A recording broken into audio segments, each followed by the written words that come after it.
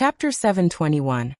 Officer Qiao's opinion. She was determined to maintain her own reputation, and being turned down like this made her unhappy. You are very short-sighted. Qiao Xian retorted. You are right, sister. I am not as good as you. Qiao Wei. Madame Qiao suggested. First, Madame gave this bracelet to you as a gift, so you should take good care of it. Double Ninth Day is approaching, and you should visit her to show your gratitude. We can all go together. Qiao Wei understood Madame Qiao's intention, and decided to stop harassing Qiao Xian. Yeah, Qiao Xian was rude and dumb, and even she could make First Madame happy, and could she? Thought Qiao Wei. She thought to herself that if she could please First Madame more, she might receive even better gifts in the future. She was fortunate to have a promising husband, but without him, no one would be willing to associate with her. Madame Qiao continued to inquire about the Yuezhing family. Qiao Xian also advised Madame Qiao to pay close attention to Ms. Mi Jr. and Yuezhing Ting.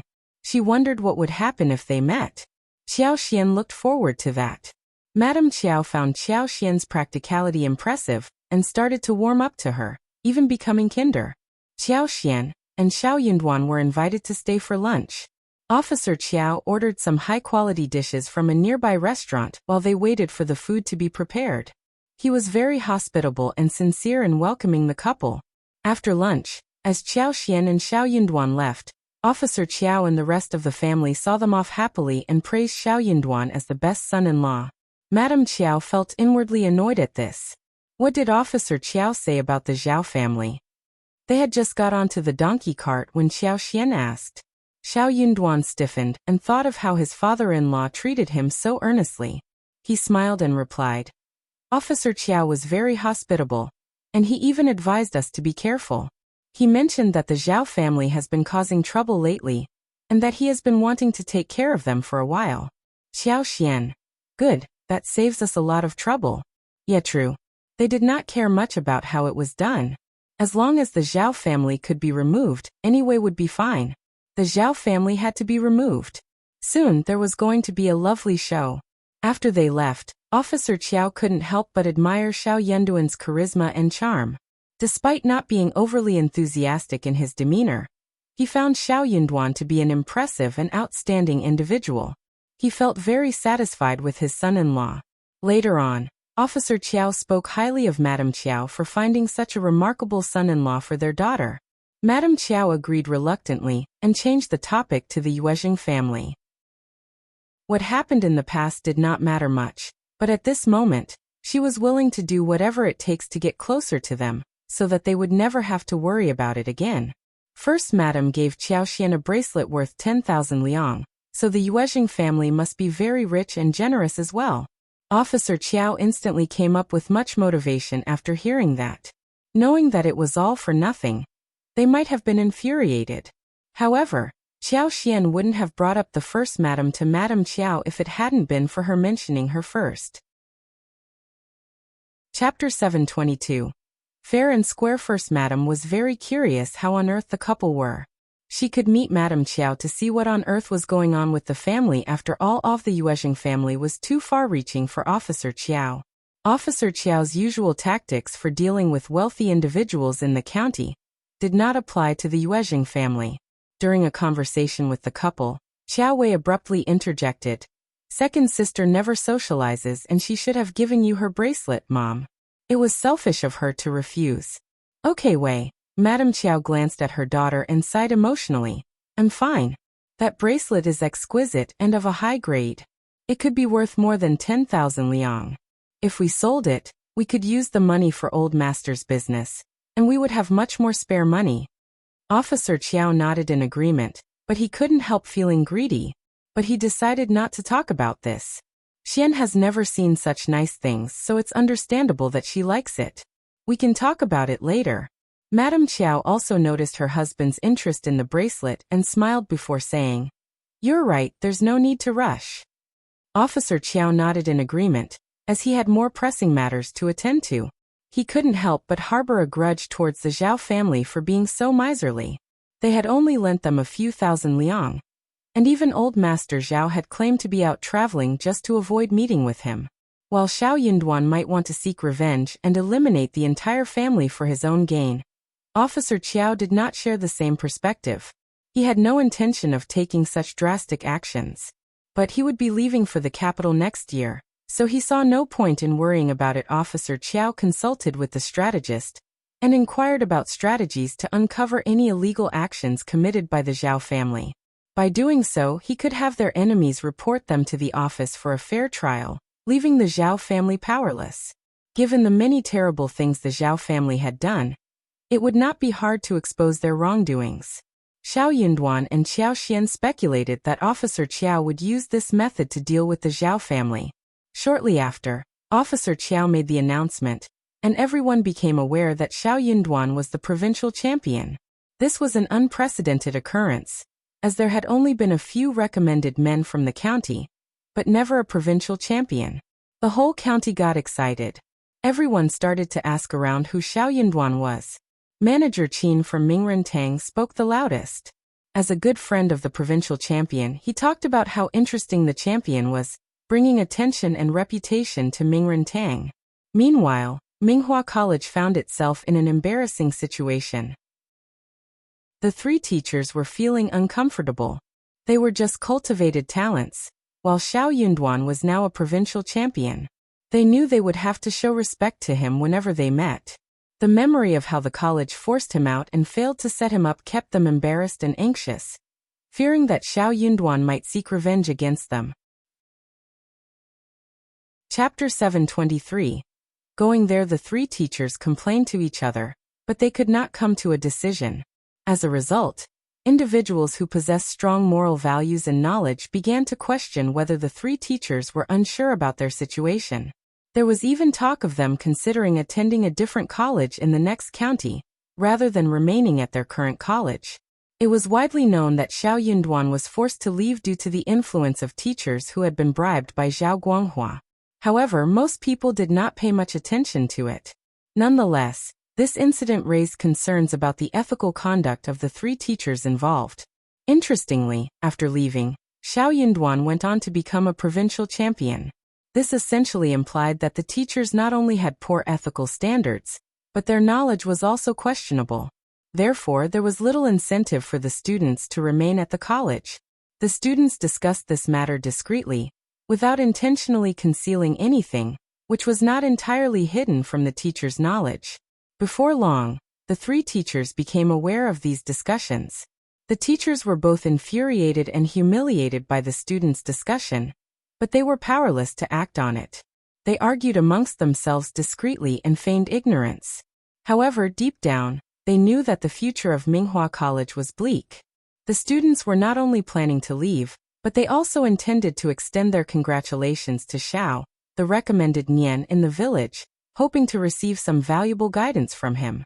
Hopefully, that would bring some auspiciousness to their future. The teachers were feeling increasingly dejected. Although the students did not take any overt action, their mere presence served as a constant reminder of the teachers' transgressions. The teachers attempted to act as though nothing had occurred, but the atmosphere remained tense.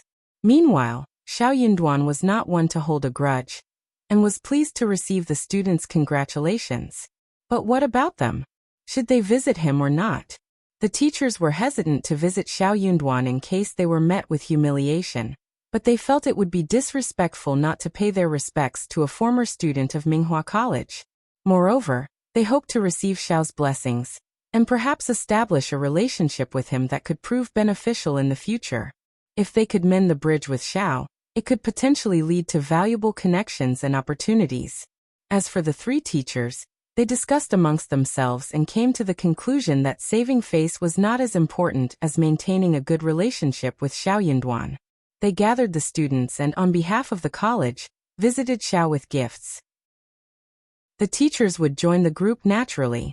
However, when the college was discussing the visit, Xiao Lulang had already rushed home, feeling annoyed and humiliated. He found the whole situation to be incredibly irritating. Fifth cousin, I thought you said you weren't taking the exam. Why did you go ahead and participate anyway? You lied to us. Xiao Lulang accused Xiao Yunduan, storming towards the first section of the family with a tone of anger. as if Xiao Yunduan had committed a wrongdoing. Hey Xiao Lulang, be careful with your words, Ms. Fang intervened, defending Xiao Yunduan. Yunduan is a recommended man and a provincial champion, a respected scholar. You should show him some respect or you might face consequences. Don't forget, he has achieved a higher level than you ever will. Xiao Lulang was taken aback by Ms. Fang's stern words, and was at a loss for words. There was a saying that went like this, and Xiao Lulang knew he needed to respect it. He had to admit that his cousin had achieved a higher level of education and success, and had become a different man from the one he knew before. Chapter 724. Why angry Xiao Lulang's eyes were widened. He difficulty burst out the following sentence.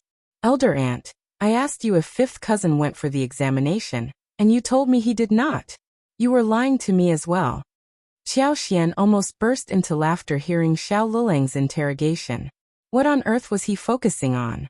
Whether or not her husband had gone for the examination had nothing to do with him. And he was provincial champion already. What was the point of asking about this anyway?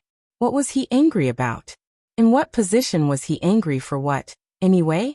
Must her husband stay at home for his sake, just because he failed the examination to become a cultivated talent? He asked her mother-in-law about her husband's participation, and got glad when hearing a negative answer. Xiao Xian did not think that lying to him was wrong. Instead, she felt so lucky to have told her mother-in-law not to tell that to this man. Or this man would have done something unexpectedly terrible. Ms. Fang didn't back down from what Xiao Lulang had said. Well, at that time, it wasn't appropriate to say anything. If Yunduan had failed, it would have been embarrassing for him. So I kept it a secret. But as it turns out, he's a provincial champion now. Ahaha. Xiao Lulang. I should not have lied to you. But I did that for a purpose. Also, that did not hurt you, did it? Why are you annoyed by this? You should be happy that your cousin is a provincial champion. You can ask him for advice if you have some academic questions, right? You should focus on studies, do you? Eldest uncle consoled him. Yeah, Lulang, don't be anxious. You are smart and diligent. I believe that you can make it as well. For sure. Stop it, elder uncle. Xiao Lulang vented his anger. I'll know what you're implying. Cousin is capable, and you don't need to tell me this. You toyed with me and lied to me. There's no need to talk with you anymore. With that, Xiao Lulang stormed off, leaving eldest uncle behind, who tried to catch up with him. Lulang, please don't be angry, he pleaded. But Xiao Lulang ignored him and kept walking. Ms. Fang, on the other hand, paid no attention to elder uncle and turned to Xiao Yunduan with a gentle smile. Don't worry about him, Yunduan. He seems to have lost his mind after reading too many useless books. Let's celebrate your achievement instead. Eldest uncle happened to hear that. Xiao Yunduan nodded and smiled. Xiao Xian smiled in agreement. It's all right, I am happy to do it. We have double happiness coming to our door, and it's a joyous occasion to celebrate. Ms. Fang also nodded. Yes, we must host the banquets well. Xiao Xian, you have much work to do to receive the guests. Don't worry, Mom. Leave it to me. Tao Tao, my third sister-in-law, and the maids will work together. You are the mother of a provincial champion, a highly esteemed senior member of the family. Ordinary guests do not deserve to meet you. They should automatically come to pay their respects. Chapter 725. Regret MS. Feng was very amused. Oh my, that is not what I am used to. You should, Mom. You will meet even better things in the future. That is your fortune. Miss Feng laughed. Okay, let's all share the fortune. Thank goodness you are here, so I am not feeling that unsure anymore. Xiao Xian added. Don't worry, Mom. I will get everything well arranged. Xiao Yunduan looked at these two women, gently and smiling. Sure enough, the strategist and publicists arrived to congratulate Xiao Yunduan. The announcement of his becoming a provincial champion caused a great stir in the first section of the Xiao family. People flocked to offer their congratulations. Land officers and elderly men from the clan led Xiao Yunduan to the ancestral hall where he paid tribute with tears of pride. There had never been a recommended man from the village before, and Xiao Yunduan was the first to obtain the title, which was a great honor for the whole village. Villagers, friends, and relatives, as well as businessmen from the Yuezheng family such as Manager Qin and Manager Dong, and even businessmen from other villages, all came to offer their congratulations and establish relationships with the family. Xiao Xian had attended many banquets with the first madam, and had learned some basic manners. She led Yang Xiaoni and Tao Tao to receive the guests, and they were also trained in the proper etiquette. The maids helped everything run smoothly, ensuring that everything was in proper order. They were so well-mannered that even some businessmen who didn't think of the Xiao family as important couldn't help but adjust their attitudes and show full respect. Despite being just a farmer's family, the Xiao family's manners impressed everyone. And with Xiao Yunduan's young age and provincial championship title, he was sure to have a bright future. It was clear that befriending people like this would be beneficial for their own businesses and futures. Most of the guests were male, and Xiao Yunduan's page boy, Songshi, was there to assist Xiao Sanlang and Xiao Xiaoqi in receiving the guests. Manager Dong even offered some of his employees to help, which Xiao Yunduan gratefully accepted, and asked them to stay with the Xiao family for the time being. When the 3 teachers from Minghua College and their students arrived, Xiao Yunduan received them with calm and polite demeanor. However, he maintained a polite and composed demeanor when interacting with the teachers, without showing any excessive familiarity or respect towards them. To Xiao Yunduan, only Master Yun was truly worthy of admiration and respect, as he was a man of great talent and integrity. While the college teachers were knowledgeable and ethical, they were not particularly outstanding in Xiao Yunduan's eyes. Despite being expelled from the college, he had no intention of causing a scene or holding any grudges against them. As long as they could interact peacefully, it was enough for him.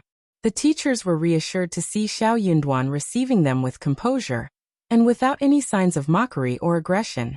They had initially feared that he might pick on them or make fun of them, but were pleasantly surprised to find that he treated them with respect and dignity. Despite feeling relieved, the teachers couldn't help but feel guilty and regretful for their past behavior towards him. They wondered why they had treated him so poorly before. Feeling embarrassed, they didn't stay for too long and left after having just 2 cups of tea. County Magistrate Xiao's strategist also attended the event and brought people to boost Xiao Yunduan's reputation.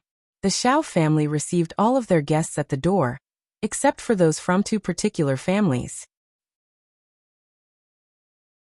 Chapter 726. Pretending one of them was the Zhao family, who had wronged the Xiao family before. The Xiao family found it odd that the Zhao family would come to their door bearing gifts. Did they really believe that a few presents could erase their past transgressions? Zhao Guangyin, the housekeeper, as well as 2 servants from the Zhao family arrived with elaborately wrapped gifts. The first section of the Xiao family became furious upon hearing of the guests' arrival. Feng shouted loudly.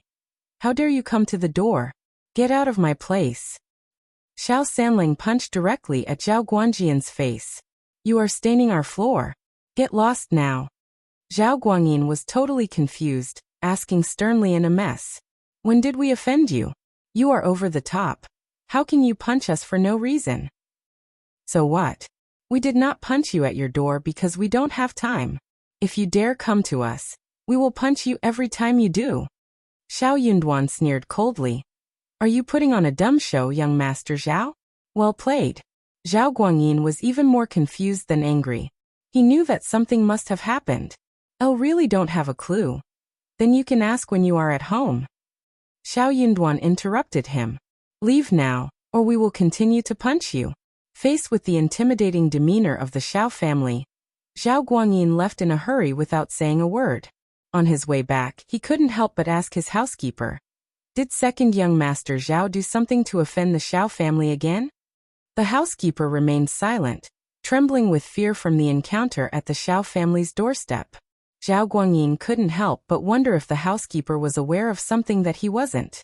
The housekeeper suggested, "Perhaps you should ask the second young master himself, he might know what is going on." The Zhao family had 1 head housekeeper and 2 deputy housekeepers. This particular deputy housekeeper served Zhao Guangyin exclusively, and was promoted by him.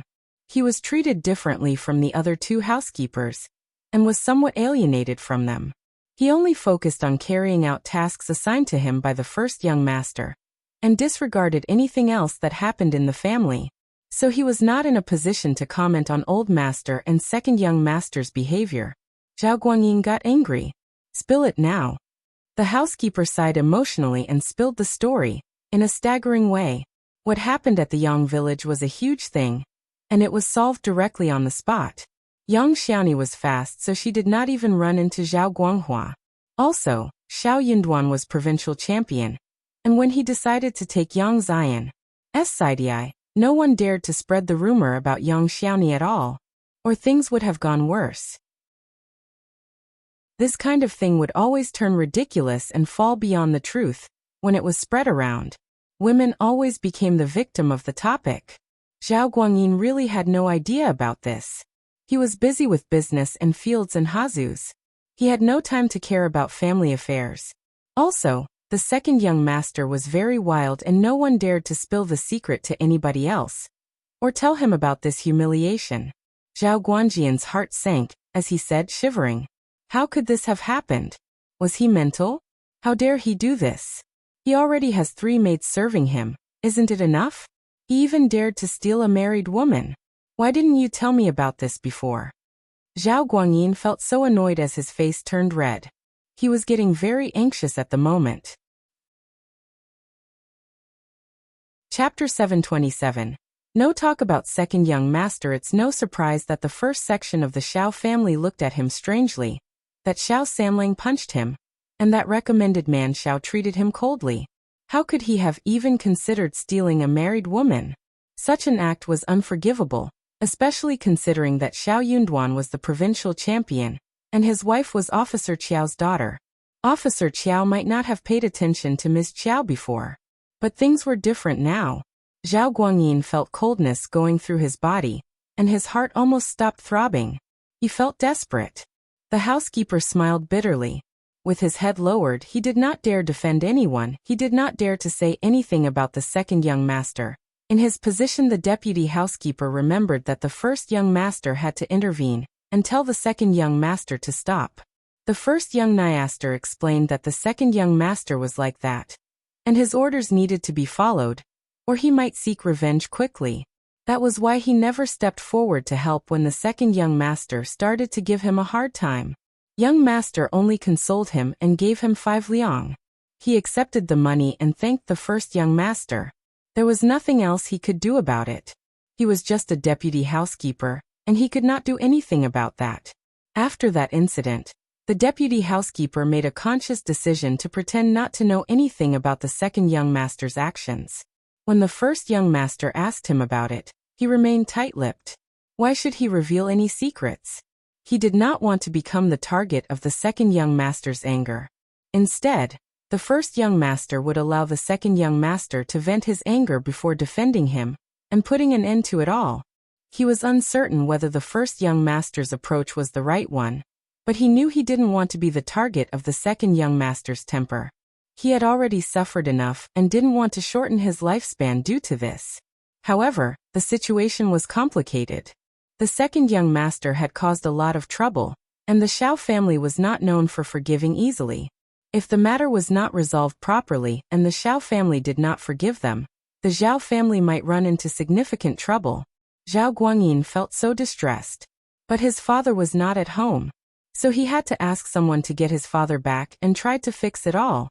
At the Zhang village, Ms. Zhang had just been divorced and sent back to her mother's family when news broke that Xiao Yunduan had become the provincial champion. Although Xiao Yunduan was from the first section of the family, those from the other sections were also considered family, and they should have benefited from his success. They would never have to worry about food and clothing again. Ms. Zhang and her family were dumbfounded by the news, and Mrs. Zhang became furious, shouting and even striking her own legs. The Xiao family is bullying us. They looked down on us and divorced our daughter. I won't stand for this. Chapter 728. Ms. Zhang's intention. Mrs. Zhang lashed out at both the Xiao family and Ms. Zhang. You're so useless. You've been married to them for so long, given birth to a son and a daughter, and they still drive you out of the family. What good are you anyway? Ms. Zhang couldn't hold back her tears, and they began to trickle down her face as she sobbed.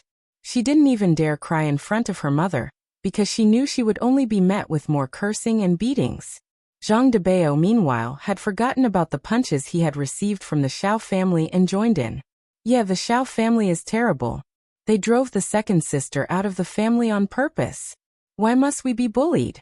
Second sister has given birth to the lineal children of the family, and they can't just ignore her completely. Mom, send the second sister back to the Xiao family. The Xiao family was now flourishing, and Mrs. Zhang knew that if she could somehow remain connected to them, her family would surely benefit from it. There was no point in staying at her own home since she wasn't earning any money. Ms. Zhang also shared the same intention of returning to the Xiao family. She missed her children and her husband, and had to admit that her life at her mother-in-law's home was much better than her life at her own home. Despite her mother-in-law's constant scolding, Mrs. Zhang agreed with her son's suggestion and said, "That's right. Let's go back to the Xiao family. If your wicked mother-in-law still refuses to accept you, then go and plead with Xiao Erlang and your children. You gave birth to them, and they should listen to you. If you can't even control your own children, then what's the use of you being here at home all day?" And Zhang couldn't bring herself to look up and speak. She was doing her best to stay close to their uncle, but her children hardly ever saw him, and they didn't believe her words. Meanwhile, her mother-in-law kept giving her chores to do, leaving her with barely any time to take care of her children. As they talked, Mr. Zhang chimed in. "Why rush into things? Let's wait a bit longer. We've spoken with the land officer and elderly men, and they've promised to help us out. According to the old saying, marriages should not be broken up without good reason. Our daughter hasn't done anything wrong, and the land officer should intervene on our behalf." Mrs. Zhang nodded in agreement. She felt reassured by her husband's words. The next day, Mr. Zhang went to the land officer and the elderly men and asked for their assistance. To their relief, things went more smoothly than expected. They all agreed to help, seeing it as a way to strengthen their own community ties. What was more, Xiao Yunduan was the top-ranked candidate and likely to enter the government office soon. Having a relative like Ms. Zhang in their family would certainly be advantageous for the Zhangs. So the land officer and other villagers from Zhang village accompanied Ms. Zhang to Shouting village. However, they were unsure whether she should first return to the second section of the family, or visit the first section to offer congratulations. They agreed to visit the provincial champion first. It was always better to approach with a smile than to be turned away. Relatives and friends were already visiting the Xiao family to offer their congratulations, so the Zhang family should do the same. The provincial champion would surely accept their well wishes, and if they were accepted, then Ms. Zhang would be accepted too. Chapter 729. Ms. Fang's annoyance. If they could just express their regrets and offer apologies, perhaps the second section of the Xiao family could accept Ms. Zhang completely. Although Mrs. Zhang initially did not want to apologize, Mr. Zhang insisted, and she had to oblige. After all, it was the Zhang family's fault for being caught red-handed by Xiao Erlang, so an apology was necessary. Despite her reluctance, Mrs. Zhang kept her objections to herself and agreed to apologize. When the Zhang family arrived at Shouting village, they went straight to the first section of the Xiao family. Many guests had already visited to offer their congratulations and kind words. Thus, when the group from Zhang village arrived, the first section of the Xiao family happened to be free to receive guests. As the group approached the door, Songshi, who was standing guard, was startled by their size and hurried off to inform the family. Ms. Fang, eldest uncle, and Xiao Yunduan all came to greet them, but their expressions darkened upon seeing that the group was from Zhang village. The land officer and the elderly men from Zhang village offered their congratulations and kind words to Ms. Fang, who responded politely. Eldest uncle even invited them inside the house. However, Ms. Fang shouted, "Hang on." She threw a cold look at Ms. Zhang. "The Zhang family must not be here. We don't accept such evil women. She is staining our floor." Ms. Fang had always disliked Ms. Zhang, and after what Ms. Zhang did to her son and got divorced, her resentment grew even stronger. She glared at Xiao Yunduan and Xiao Xiaoqi, blaming them for meddling in her family affairs and causing her so much trouble. She even wished them a miserable life. Ms. Fang's grudge against Ms. Zhang remained deep. Ms. Zhang and the Zhang family may have regretted their actions, but it was too late to make amends in Ms. Fang's eyes. Mrs. Zhang was so annoyed. We are relatives. We have no vicious relatives like you. Ms. Zhang is divorced and you have just accepted the letter. We have nothing to do with you. What? Glaring back at me? What are you thinking? Throwing temper at my place? Xiao Yunduan added. Mom is right. The Zhang family are not ethical people, and we have nothing to do with each other anymore. They are not accepted to our door. But the others are welcomed inside. But, Mr. Zhang's expression turned to anger, although he tried to maintain a smile on his face. Recommended man Xiao, we are here to pass on our congratulations with sincerity. My daughter used to be your sister-in-law, and as a scholar, you should understand the importance of proper etiquette. Of course he does. Ms. Fang sneered. That's why we're not associating with you. Sister-in-law? She is not. If everyone follows your example and comes to my door uninvited, am I supposed to welcome bandits and hooligans as well? This is not proper etiquette, and it's tarnishing our family's reputation. Xiao Xian added. Mom is totally right. Yang Xiaoni nodded. Yes, absolutely right. The land officer and the others exchanged a look between themselves, feeling quite embarrassed. They had not expected the conversation to turn this way. Trying to ease the tension, the land officer smiled and spoke up. Ms. Zhang made a mistake, but even saints make mistakes and learn from them. Perhaps she deserves another chance. She has been doing well in her current home, raising children, respecting her in-laws, taking care of her husband and household duties. She is a diligent person. Chapter 730. Rejection. What do you say we go inside and discuss this in private? After all, we're here to congratulate and discuss the family affairs of Ms. Zhang and Xiao Erlang, and it's unfortunate that a family has been broken up. The children are still so young, and Ms. Zhang isn't a criminal, right? Eldest uncle had a kind heart and was mindful of his reputation, so he couldn't bear to see the Zhang family begging for forgiveness at the door. The land officer's words only added to his discomfort. He was about to ask the guests to come into the door. Yes, we can talk in the room, because I feel it is not easy to talk it through clearly within a short while. Oh yeah, that is great. The Zhang family are not welcome inside. Ms. Fang retorted sharply to eldest uncle. Her expression turned even darker as she continued. Yunduan is now a provincial champion and our family has a good reputation. We cannot allow these types of people to ruin it. Not just the Zhang family, but anyone like them should never be allowed into our home. Xiao Yunduan added. I'll agree with my mother. Land Officer Zhang and elderly men, that's what I meant. The others hesitated and turned to eldest uncle for his decision. Feeling annoyed that his wife and son were publicly humiliating him, eldest uncle responded. Yunduan may have achieved success, but we cannot turn away villagers. While we are not related, we can still treat them as guests and offer them hospitality. You old man, how dare you accept such a despicable family? Are you happy to see Yunduan's reputation tarnished? Ms. Fang exclaimed, her anger boiling over.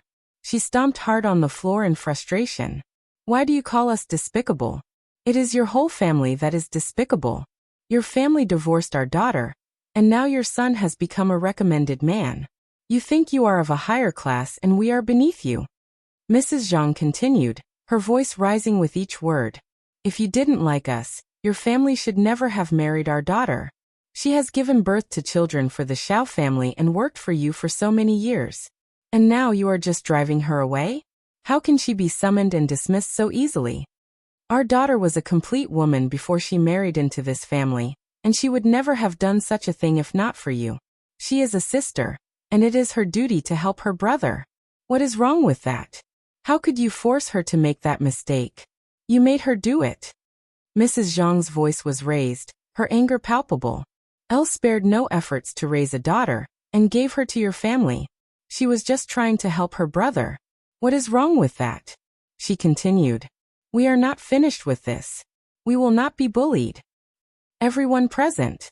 Young Xiaoni's eyes widened as she listened to the argument. She spoke up quietly. But that's not right. Second sister-in-law, or rather Ms. Zhang, You were the daughter-in-law of the second branch of the family, not ours. Why are you complaining here? And I have never seen a mother treat her son like this. How can such a mistake be seen as something positive? Your family is really scary. Xiao Xian snorted. My husband being a provincial champion has nothing to do with you. The announcement was made by the county, not us. And Ms. Zhang's mistake and subsequent removal from the family has nothing to do with my husband's success either. Chapter 731. Not deserving. Elle cannot believe you had the audacity to call my mother horrible. You were the one who made the first mistake, by coming to our home, and insulting us. If you dare to set foot in our house again today, we will ensure that you face utter humiliation. Yang Xiaoni said. Very right. Everyone present. Ms. Fong snorted, and glanced proudly at the two daughter-in-laws of hers. Things were different now. She was safeguarded by people as well. No one could bully her anymore. Mrs. Zhang was so annoyed. You how? The others exchanged glances, their expressions filled with disdain as they directed their disapproval towards Mrs. Zhang. They regretted believing Ms. Zhang and now questioned her character, especially considering the behavior of her children. Agreeing to accompany them here to reconcile with the Xiao family was a grave mistake, and they couldn't help but feel humiliated by the whole situation. Xiao Xian had recently dispatched someone to summon the second section of the family, telling them that the Zhang family had returned with demands for money. Their intention was to use the first section of the family's assistance as leverage against the second section of the family, coercing them into making a deal. Ms. Niu had always been irritated by Ms. Zhang's actions, but her irritation had now transformed into intense hatred. Ms. Zhang had not only stolen from them to provide for her own family, but had also manipulated her own son. When news reached Ms. Niu that the Zhang family was attempting to gain control over the second section of the family through the first section, her anger reached its boiling point. Fueled by fury, Ms. Niu approached the Zhang family and directed her scathing words directly at them, not holding back her contempt for Ms. Zhang and her actions.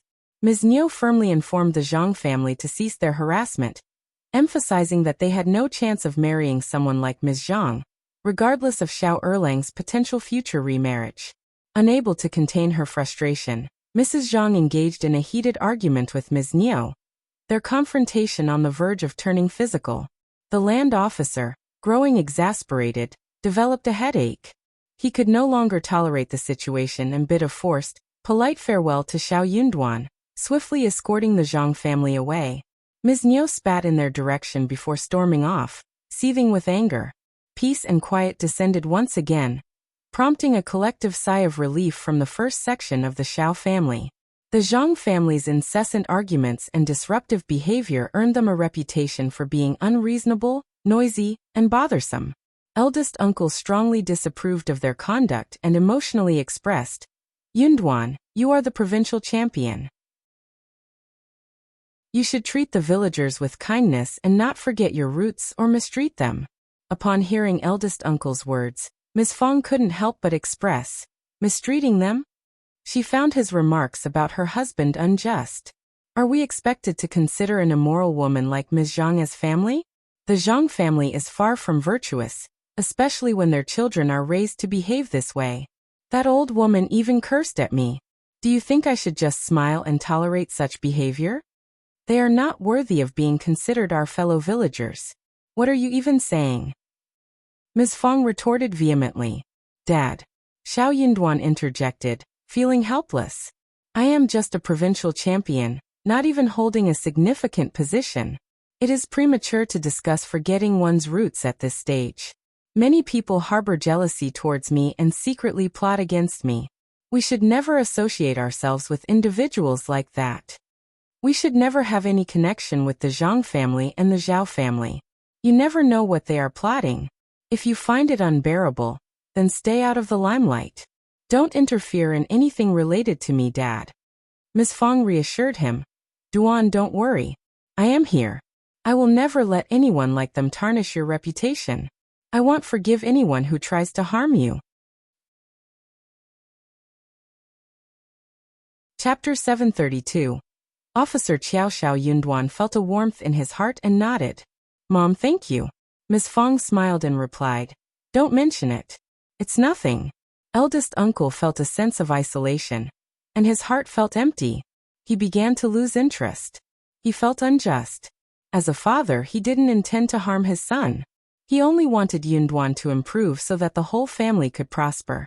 Yunduan was a recommended man, and he needed to be modest and cautious to avoid giving people a reason to gossip. Those words wouldn't be well received. The Zhang family's behavior was excessive, but the land officer was not entirely wrong. The children were still young, and Ms. Zhang's preference for her mother's family was her only mistake. If she were at the door, she must be feeling guilty about it. She could make a promise to never do it again, so why be so harsh? He genuinely wanted the whole family to live in harmony. Why was there nobody who understood him? Eldest uncle's heart felt heavy with sadness. However, little did he know that Xiao Yunduan had never aspired to be a passive and docile man. He would never back down in the face of injustice. The Zhang family harbored malicious intentions, and he earnestly wished for the second section of the family to sever ties with them soon.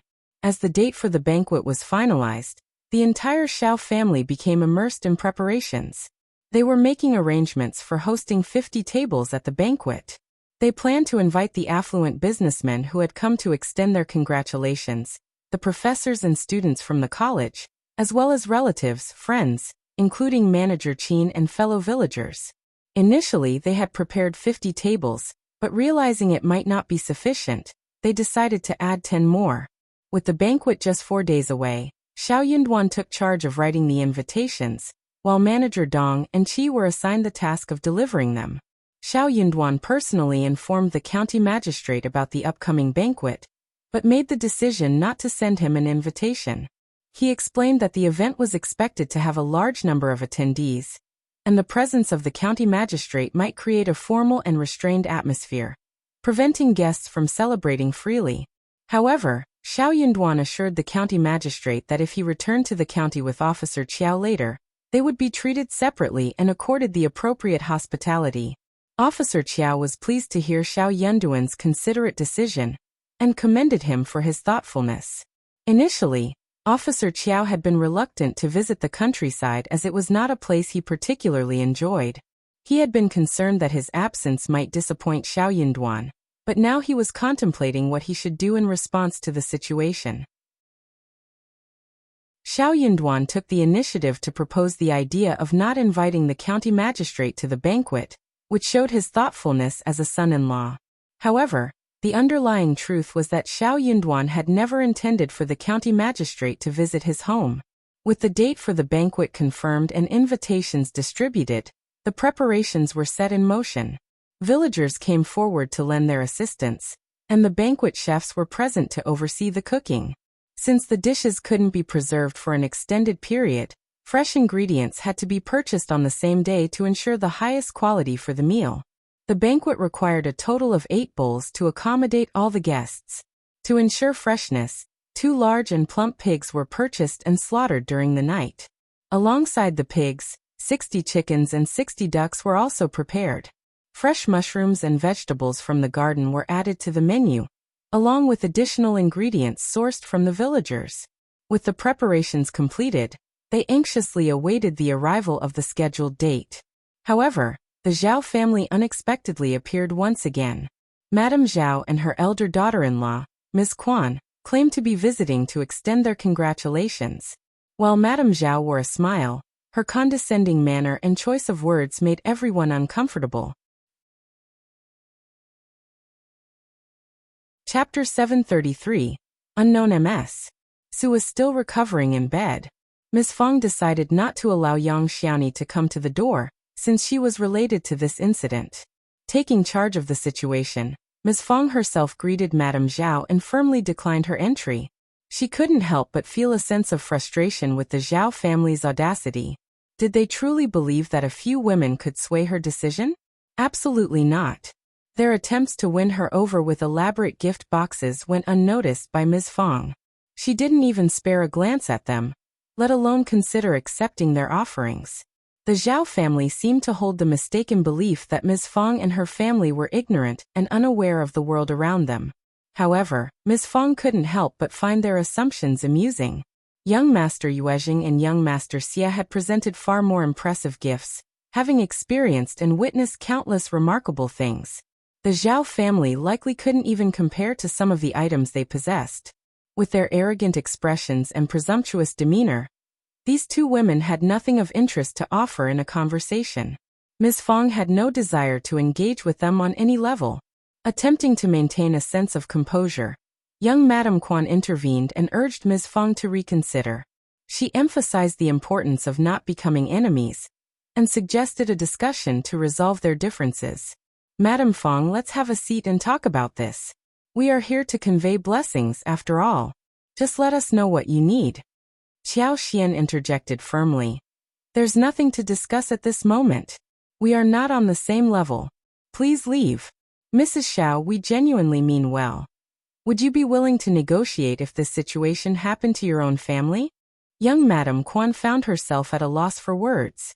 She realized that the response she wanted to give was not something she could say in this situation. The answer was, of course, no. The atmosphere grew tense as both sides stood their ground, unwilling to back down. Madame Zhao furrowed her brow and spoke candidly. Mrs. Xiao, let's be frank. My son lacks direction in life and often associates with unsavory characters who influence his behavior. That's why incidents like this happen. But no real harm was done, right? Otherwise, we wouldn't have come here to discuss it. My elder son and I have already reprimanded him, and he will never dare to do anything like this again. We have come here to apologize, Ms. Fong. We are all from the same county, so let's put this behind us. Whatever you need, just say it, and we will do our best to assist you. Madame Zhao felt a pang of unease as she uttered those words. She never imagined herself stooping so low as to apologize to someone from the countryside like Ms. Fong, let alone demean herself in this way. But Ms. Fang's son was successful. Madame Zhao's own son had caused trouble, leaving her with no choice but to swallow her pride. Young Madame Quan chimed in, attempting to salvage the situation with a smile. Money, land, anything you desire. NIS. Fong sneered in response. Leave this place. We have no need for your money or land. We won't let our family be humiliated over such things. Stop wasting our time and leave. Don't soil our land with your presence. Madame Zhao struggled to contain her anger. Then tell us, what is it that you need if our offers are of no use to you? Madame Zhao was taken aback by the swift dismissal from the Xiao family, as she hadn't expected the matter to be resolved so quickly. Ms. Fong had no intention of disclosing her demands to Madame Zhao. What are you thinking? Madame Zhao inquired. I have no idea, Madame Zhao admitted. Qiao Xian interjected. Well, that's your problem to figure out. We're not here to solve your issues. Mom, let's just ignore her and go home. Good idea. Chapter 734. Lucky Young Xiani. Afterward, Ms. Fong led her daughter-in-laws and daughter back into the house, leaving Madame Zhao and her daughter-in-law standing outside. The maids inside were instructed not to open the door for them, as they appeared to be quite agitated. Outside the house, a crowd had gathered, witnessing the unfolding drama. Whispers and discussions filled the air. Recognizing the sensitivity of the situation, some onlookers believed it would be best for the truth to be revealed, and for everything to be clarified. By doing so, they hoped to prevent any unfounded rumors from spreading further. As the news of the incident spread throughout the village, it reached the ears of everyone residing there. This widespread awareness was also a stroke of luck for Yang Xiaoni. Coincidentally, during the same period, Xiao Yunduan achieved the remarkable feat of becoming the provincial champion. This prestigious title commanded respect, and had the power to ward off any ill intentions or troublemakers. Given the bad reputation of the first section of the Xiao family for their quick temper, no one dared to provoke or offend them. Even after the incident was revealed and clarified, there were concerns that people might shift the blame onto Yang Xiaoni, suspecting that there must be something wrong with her. They might question why such an incident happened to her alone, and make baseless assumptions about her character or circumstances. But things were different. When the villagers learned about the visitors, they all blamed the Zhao family. The audacity of the Zhao family. They have committed numerous wrongdoings simply because they have wealth. How dare they offend the family of the esteemed provincial champion? It's no wonder they are plagued by misfortune. If only they had raised their son properly.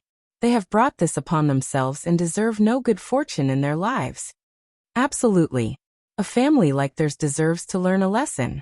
We should be grateful that fate has revealed their true colors. It's utterly shameless of them to show up at our door after everything they've done. The two women from the Zhao family overheard the disparaging comments and felt a surge of fury and humiliation. Unable to bear the situation any longer, they hastily departed from the scene. Back at home, Zhao Guangyin anxiously awaited the return of his mother and wife. Seeing them arrive, he approached with concern and inquired about the situation. Madame Zhao, overcome by anger, snapped at him. "Don't make me endure such humiliation. I have lived for so long only to be subjected to this. Instead of supporting me, you are driving me to face further disgrace. How dare you let this happen to me?" Zhao Guangjian's heart sank as he realized the severity of the situation. He turned to his wife. Young Madame Quan smiled bitterly. "We were even denied entry at the door. The Xiao family refused to entertain any discussion or accept our gestures of apology." Madame Zhao sneered. "Let's not dwell on it for now. They're just putting on a show. Xiao Yunduan is merely a recommended man, not an official. There's no guarantee he'll secure a government position. We must be cautious and ensure Guang doesn't become entangled in their schemes." Zhao Guangyin felt a profound sense of weariness and heartache. He was never as favored as his brother, and his mother's bias towards his brother was evident. However, he never anticipated that his mother would go to such lengths to protect his brother. Even in this situation, instead of encouraging self-reflection, she instructed him to remain indoors to avoid falling victim to any schemes orchestrated by the Xiao family. But did the Xiao family really need to set him up? After all, Xiao Yunduan's father-in-law was none other than County Magistrate Qiao. "Mom, have you forgotten about County Magistrate Qiao? Stop bringing up County Magistrate Qiao to me." Madame Zhao felt a surge of annoyance upon hearing his name. "That corrupt official has extorted so much money from us. If he dares to make any moves, we'll bring him down with us." "Mom, he can easily deny any involvement with the money. Let's not invite more trouble." Madame Zhao was taken aback by her son's words and snapped. "Just leave. Stop standing there obstructing my view." Zhao Guangyin sighed and bid his mother farewell, retreating from her presence. Chapter 735. Worst case. Zhao Guangyin dismissed his servants and returned to his private quarters, where only his wife remained. "Gather our most valuable belongings and secretly transfer them to your family's home. Keep them hidden and make sure no one knows about it," he instructed. He also contemplated withdrawing money from their shared savings for personal storage. Young Madame Quan was taken aback. "Is it really that serious?" "I'm not sure," Zhao Guangyin replied with a sigh. "If the Xiao family were simply causing trouble, it would be easier to handle. We could offer them money and use sweet words to make them go away. But right now, they are treating us poorly and refusing to negotiate, so..." Young Madame Quan felt a sense of unease. She suggested, "What if we ask your mother and sister to visit the Qiao family? Your sister and elder Miss Qiao are good friends, and your mother has a good relationship with Madame Qiao. If they intervene and offer to reconcile, perhaps the Xiao family would back down?" Zhao Guangyin found himself feeling a glimmer of hope. While uncertain of the outcome, it was worth a try. So he agreed. But Madame Zhao was unable to have the invitation delivered to the Qiao family at all. They couldn't even meet with Madame Qiao and Qiao Wei. Zhao Guangyin had to prepare for the worst-case scenario. Soon, a grand banquet was held at the main residence of the Xiao family, spanning 2 days. People from Zhang village attended the feast, but the Zhang family was conspicuously absent. They knew it was best to stay away and not be present in such circumstances. Yang Liang and his wife didn't even dare to show up.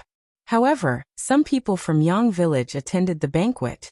The couple had become the laughingstock of the village, and they had no face to meet anyone.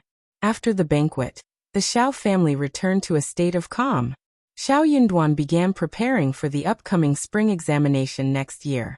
Meanwhile, Ms. Fang, Yang Xiaoni, Xiao Xian, and Tao Dao had some time to go through the presents they received. Xiao Xian prepared 2 booklets to list down all the items and accessories, making it easier for them to organize and find what they needed. Nis. Fang thought it was an excellent idea. Since Xiao Xian was the only literate woman in the household, Ms. Fang appointed her as the person in charge of organizing the gifts. They had received a total of 2,300 liang in monetary gifts, along with various other presents such as clothing, jewelry, tea leaves, tea sets, spices, calligraphy and paintings, inkstones, paperweights, stationery, toys, jade vases, fans, screens, and more.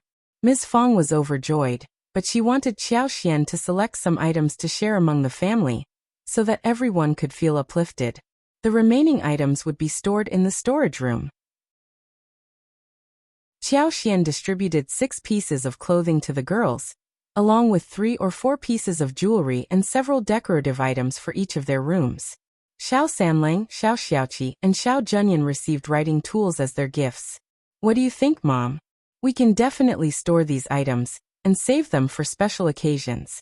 Whenever you want to give away presents, you can simply select some from the storage room and record it in the booklet. Ever since the completion of the new house, everyone had received a set of brand new furniture, including tea tools. They had everything they needed and lacked nothing. Ms. Fang expressed her joy and praised Xiao Xian for doing an excellent job in sorting things out. Chapter 736. Xiao Lilang's absence. Speaking of the writing tools, Xiao Yunduan shared his plans with the villagers about establishing a school. With the expanding properties at home, it would be more convenient if everyone could read and write. This way, Xiao Sanlang and the others could learn essential writing and reading skills. As for Xiao Junyan, it was high time for him to start his journey of learning. If he could excel and become a cultivated talent, that would be truly remarkable. However, being able to read and write did depend mostly on innate gift. It was a reality that only a few people were accepted into schools and succeeded in passing examinations. Hard work alone did not always guarantee success in obtaining a government position. Even without gift, one could aspire to reach the rank of cultivated talent at best. However, having a certain title could provide better opportunities to manage and inherit properties. It was considered more beneficial to pursue lifelong learning and strive to become a recommended candidate when reaching old age. If half of one's prime years had already passed, what purpose did life serve? In truth, if a person failed multiple times in their attempts to become a cultivated talent, it might be more sensible to let go and pursue other avenues instead of persisting. Not everyone excelled in every aspect. What truly mattered was to lead a fulfilling, joyful, and meaningful life, fostering harmony within the family and cultivating a better future for the next generation. Upon hearing the suggestion to attend school, Xiao Sanlang was overwhelmed with reluctance. Xiao Xiaoqi, having already learned some reading from Xiao Yunduan, didn't harbor as many reservations. Xiao Sanlang didn't feel compelled to delve deep into studies. As long as he could comprehend contracts and agreements, he believed that would suffice. Eventually, Xiao Sanlang came to terms with the idea, realizing he could navigate the process. He relinquished his initial objections. Ms. Su was elated by the prospect. She envisioned a bright future for Xiao Junyan, confident that with proper guidance and education, he could distinguish himself among his peers. Witnessing the success and radiance of her brother-in-law's family, Ms. Su couldn't help but feel a sense of awe. The entire household was filled with a remarkable aura. If Xiao Junyan could achieve greatness and become a talented individual, it would bring further glory to her as his mother. Though she already enjoyed a certain level of prestige, with her own relatives flattering her, the success of her own son would elevate her honor and prestige even more. Ms. Su held high hopes for Xiao Junyan and the young son she cradled in her arms. She yearned for at least one of them to attain success in the future. As presents were distributed, including to the other branches of the family, Ms. Fang gifted them garments, 2 rolls of tea, and some food. And in secret, Ms. Yen was given a pair of gold bracelets as a token of affection. Ms. Fang kindly instructed Xiao Xian to select whatever items she desired, and take as many as she pleased. These items were intended for Xiao Yunduan. Despite being part of the shared savings, Ms. Feng displayed great generosity in offering them. However, Xiao Xian wasn't particularly drawn to these possessions, as she didn't feel a lack of anything in her life. Being treated like a daughter by First Madam, she had received numerous presents from her that were valuable and extravagant, encompassing a wide range of categories, including everyday household necessities. Xiao Xian had been graciously bestowed with an assortment of needlework supplies, including a complete set of bronze needles and threads made from silk, gold, silver, and other materials in a myriad of colors. However, Xiao Xian only chose a handful of garments suitable for her to wear in the village, along with a few ornaments. She also selected some writing tools such as ink and paper for Xiao Yunduan. Content with her choices, she expressed gratitude and mentioned that she could acquire more when the need arose. Upon witnessing Xiao Xian's modest selection, Ms. Feng presented Xiao Xian with an additional bonus of 500 liang as a gesture of appreciation. Xiao Xian graciously accepted the bonus. While the first section of the family was immersed in the lively celebrations, Xiao Lulang had been conspicuously absent throughout the entire event. Rumors circulated that he had a close friend at the college who encountered some trouble, and he had gone to offer assistance. The first section of the family neither confirmed nor rejected this excuse. In fact, they seemed indifferent to Xiao Lulang's absence, showing little concern or interest in the matter. Chapter 737. Not bowing to Xiao Yunduan eldest uncle, concerned about Xiao Lulang's absence, paid a visit to the third section of the family to inquire about his whereabouts. He approached third uncle and Ms. Ma, expressing his desire for Xiao Lulang to return so that Yunduan could offer him assistance. Eldest uncle believed that Yunduan's connections and guidance could potentially help Xiao Lulang find success. He held a genuine hope that the two boys could achieve greatness together. Third uncle and Ms. Ma, upon hearing eldest uncle's words, felt a surge of motivation. The stark reality they faced left no room for self-deception.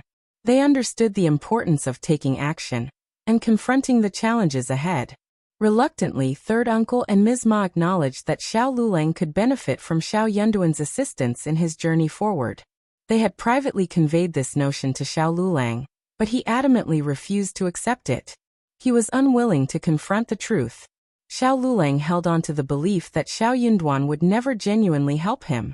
He was convinced that any aid offered would come with strings attached, reducing him to the role of a lowly servant, while Xiao Yunduan secretly mocked his efforts.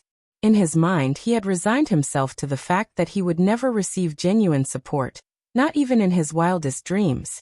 So he resolutely refused to bow down to Xiao Yunduan. Third uncle let out a heartfelt sigh. Lulang is incredibly intelligent and well-read. However, he has encountered misfortune and failed the examination twice. It has left him feeling deeply distressed. The success of Yunduan only exacerbates Lulang's sense of guilt and sadness. Elder brother, you can empathize with his situation. If Lulang were to return now, he would face humiliation.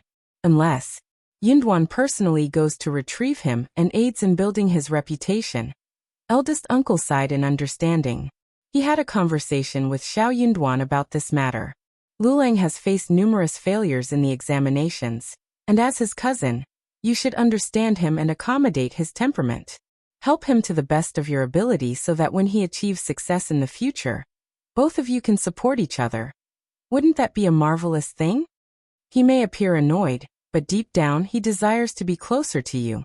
Aid in building his reputation and personally bring him back home. What are your thoughts on this? Xiao Yunduan smiled.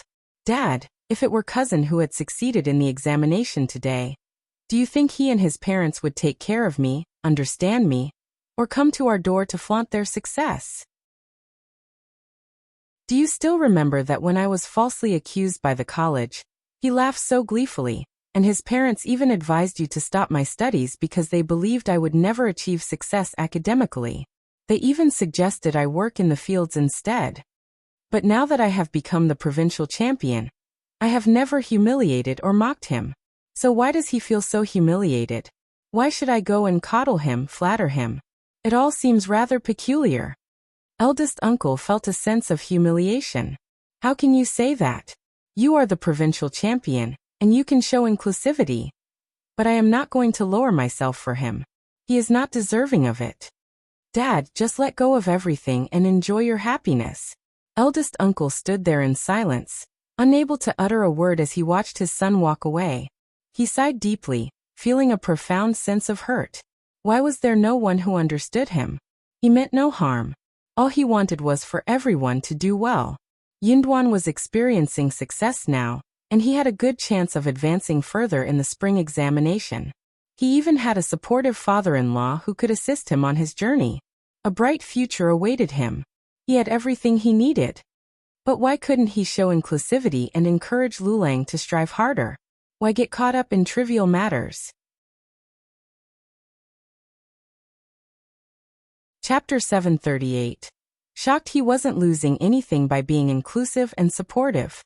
What was the significance of losing a little face? Why did he have to be so critical and create unnecessary trouble in life? Eldest uncle felt overwhelmed by distress.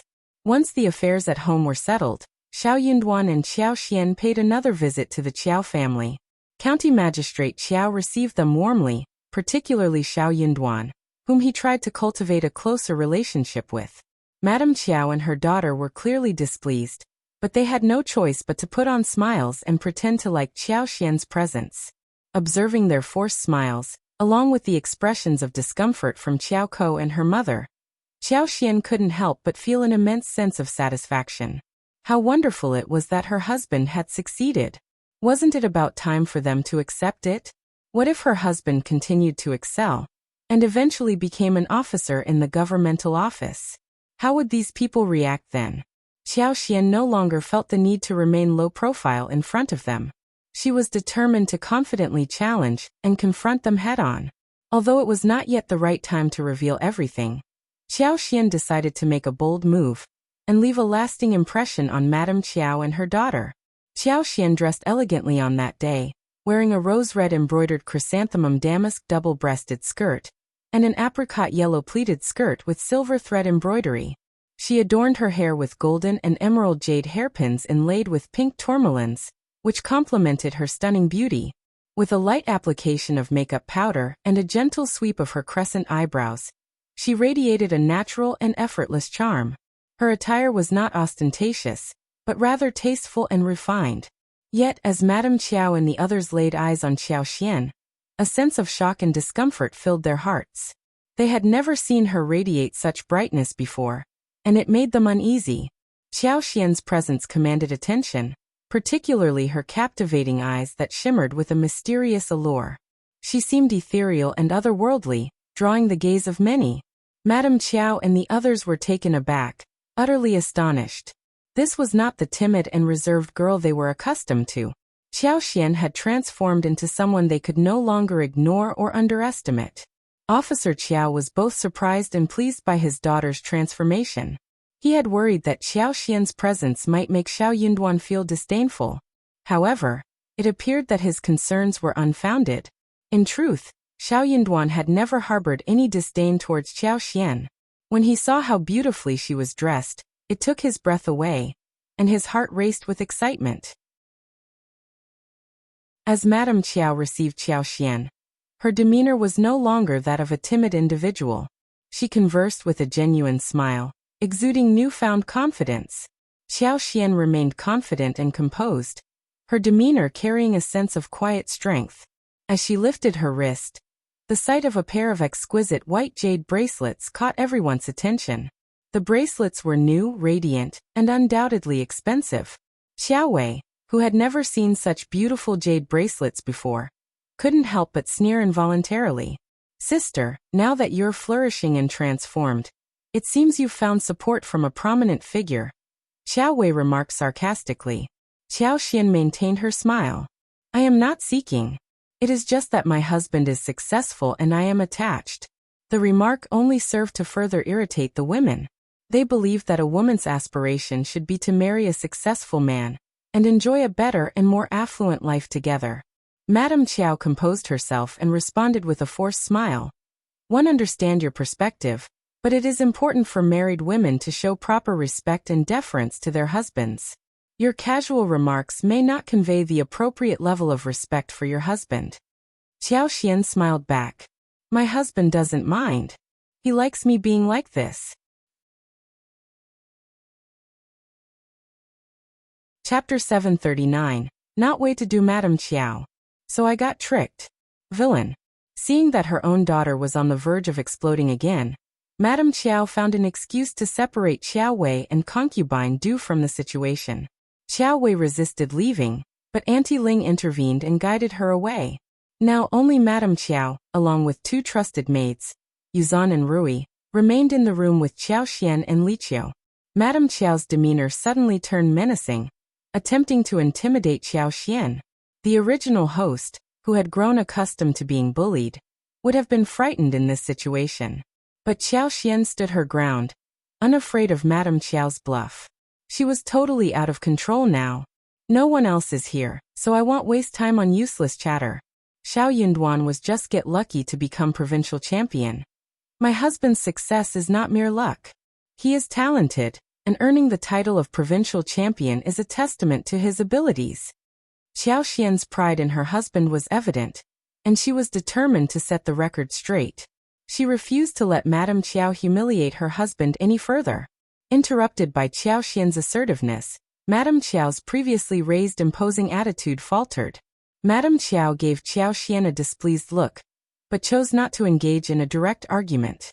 Instead, she dismissively responded, "Provincial champion is just a title, far from being a real officer. Many recommended men have failed to progress beyond this point. The interview examination is not easy, and even if he manages to pass, without influential connections, financial resources, or patronage, he will only be appointed to a modest position. He will remain a minor officer, leading a quiet and unremarkable life. Old Master and your brothers hold positions in the governmental office, and we have influential connections in the capital. If Xiao Yunduan wishes to navigate the bureaucratic landscape smoothly, he will require Old Master's assistance. Now you comprehend the situation, don't you?" Qiao Xian nodded. "Yes, I understand." "Good, I'm glad you've grasped it," Madame Qiao said, satisfaction evident in her voice. "Now you comprehend your role, and what you must do. As a daughter of the Qiao family, if you don't have our support, even a concubine could replace you once Xiao Yunduan achieves his official position. He won't hold you in high regard." Madame Qiao was speaking candidly, urging Qiao Xian not to become overly reliant on Xiao Yunduan while neglecting her own family. Instead, she emphasized the importance of relying on her own family for support more than ever before. Qiao Xian maintained a smile but remained silent. Madame Qiao continued, "Just go home and contemplate it. We will visit the Yuezheng family on double 9th day. Remember, your father values our relationship with the Yuezheng family, and you mustn't jeopardize that." Qiao Xian smiled and replied, "I am clueless about what to do. You have to guide me, mother." Madame Qiao scoffed. Indeed, she was the one with plans, while Qiao Xian was deemed useless and incapable of anything. She should not rely on her for assistance. Yuzan suddenly smiled and suggested, "Madame Qiao, Elder Miss mentioned her desire for a white jade bracelet. I think Second Miss has a beautiful pair. What if we give one to Elder Miss as a symbol of their sisterly devotion?" Rui chimed in smiling. "I'll agree. Elder Miss has fair and elegant skin, perfect for jade ornaments. Second Miss jade hairpin would also complement Elder Miss beautifully." Madame Qiao smiled but remained silent, sipping her tea. Qiao Xian understood their intentions immediately. Madame Qiao had given a grand speech, and the two maids were fanning the flames, hoping Qiao Xian would express her gratitude. Chapter 740. Madame Qiao's stiffened smile. If Qiao Xian were to heed the words of the two maids and hand over the hairpin and bracelet to Qiao Wei, it would imply her willingness to abide by Madame Qiao's advice, regardless of her personal agreement with it. However, Qiao Xian had never been in alignment with Madame Qiao's viewpoints. While she understood the intention behind those words, she couldn't bring herself to concur. Qiao Xian retorted, "Sister possesses an abundance of fine possessions and does not require mine. These were originally bestowed upon me by First Madam, and I cannot bestow them upon anyone else. Mother's excessive indulgence towards you emboldens you to utter such words. Yuzhan and Rui exchanged a bewildered glance, their confusion evident. Madame Qiao's once warm smile faltered, replaced by a rigid expression. Her gaze locked onto Qiao Xian, penetrating her eyes with intensity. Leave immediately. Yuzhan and Rui, too, sensed the overwhelming tension in the room, prompting them to bow their heads and swiftly depart, sensing the need to withdraw from the daunting atmosphere. Qiao Xian, there is no need for pretense when there are no prying eyes. Allow me to enlighten you. Your animosity should not be directed towards me, but rather towards your mother. She repulsed me by engaging in an affair with the old master while I was carrying a child, and you deserve the treatment I bestow upon you. What I've just revealed holds true. Men are never dependable. The more elevated their status, the less trustworthy they become. Do you believe your life will improve once Xiao Yunduan achieves greater success in the future? You are utterly mistaken. If he remains stagnant at his current position, you can lead a peaceful existence. However, should he rise even higher, what will you have to offer him to maintain his respect? Without our assistance, you possess nothing that commands his admiration. Do you truly believe it is wiser to become an adversary rather than an ally of the Qiao family? Don't be foolish. Madame Qiao possessed the ability to adapt her thinking to the circumstances at hand. She acknowledged that Xiao Yunduan had the potential to achieve success, a development she could neither hinder nor control. However, she could engage in a conversation with Qiao Xian, hoping to earn her respect and garner her support instead. In the future, when an opportunity arose, she could eliminate her. Nevertheless, by earning Qiao Xian's respect, she might secure a stronger position within the Qiao family. There was nothing for her to lose.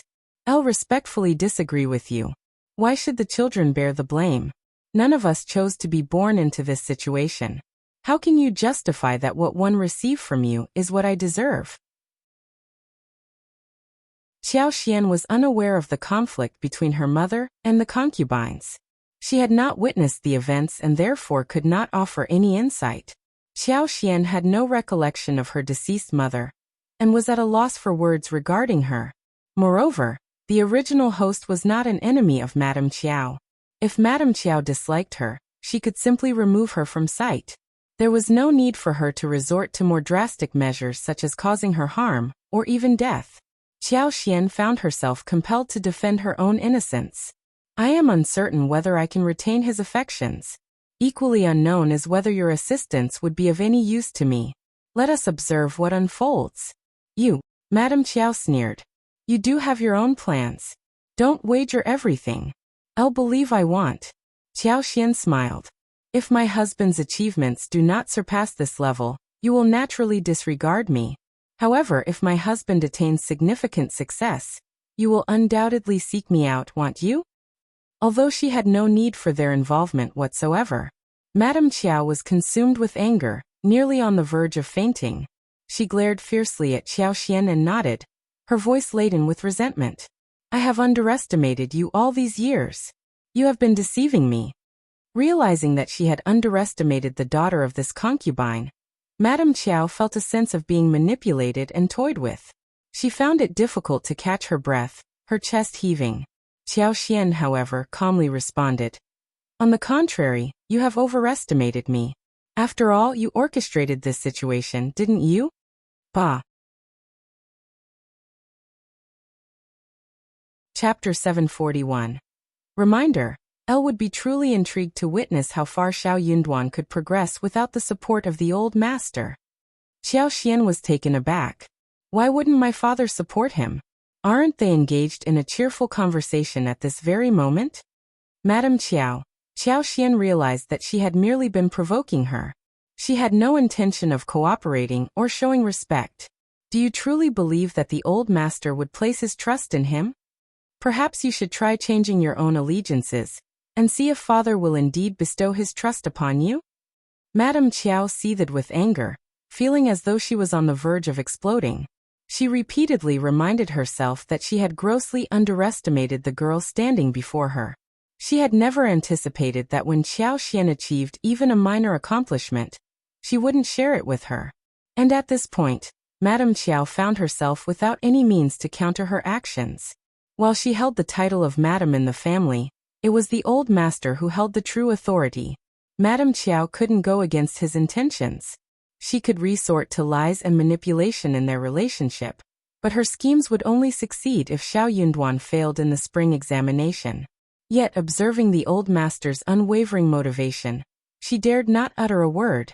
What vexed Madame Qiao was the fact that Xiao Xian appeared harmless in the presence of others, making it unlikely for the old master to believe her if she were to reveal her true nature. Madame Qiao sneered in response.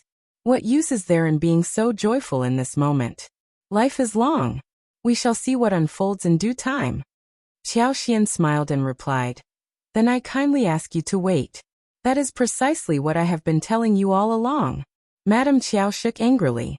In front of everyone else, Madame Qiao once again adorned the facade of a virtuous wife, wearing a pleasant and amiable smile.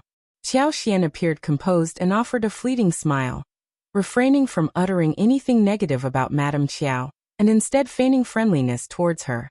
However, their true thoughts and intentions remained concealed within their hearts, unknown to those around them. Xiao Xian, in her heart, harbored complete sincerity.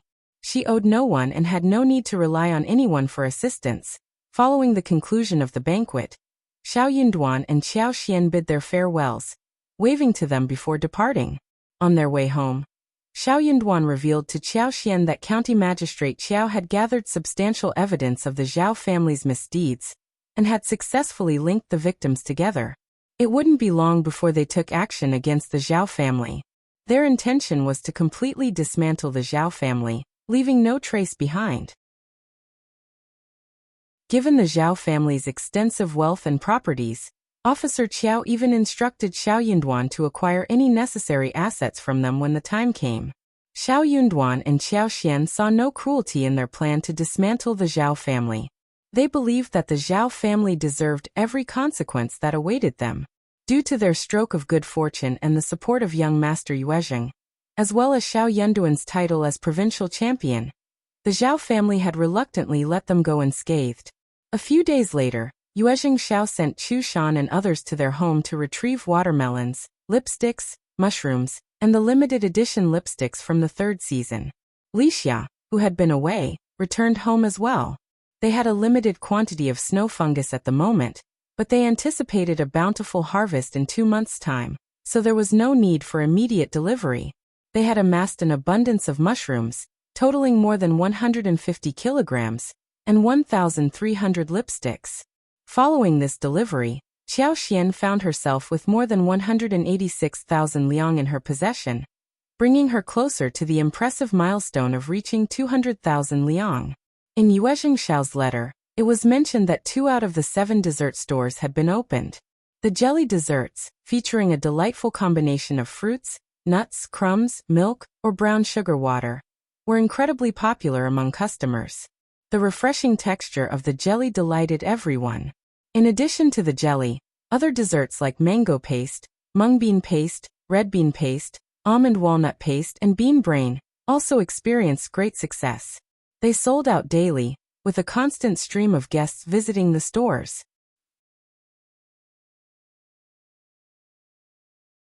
Chapter 742.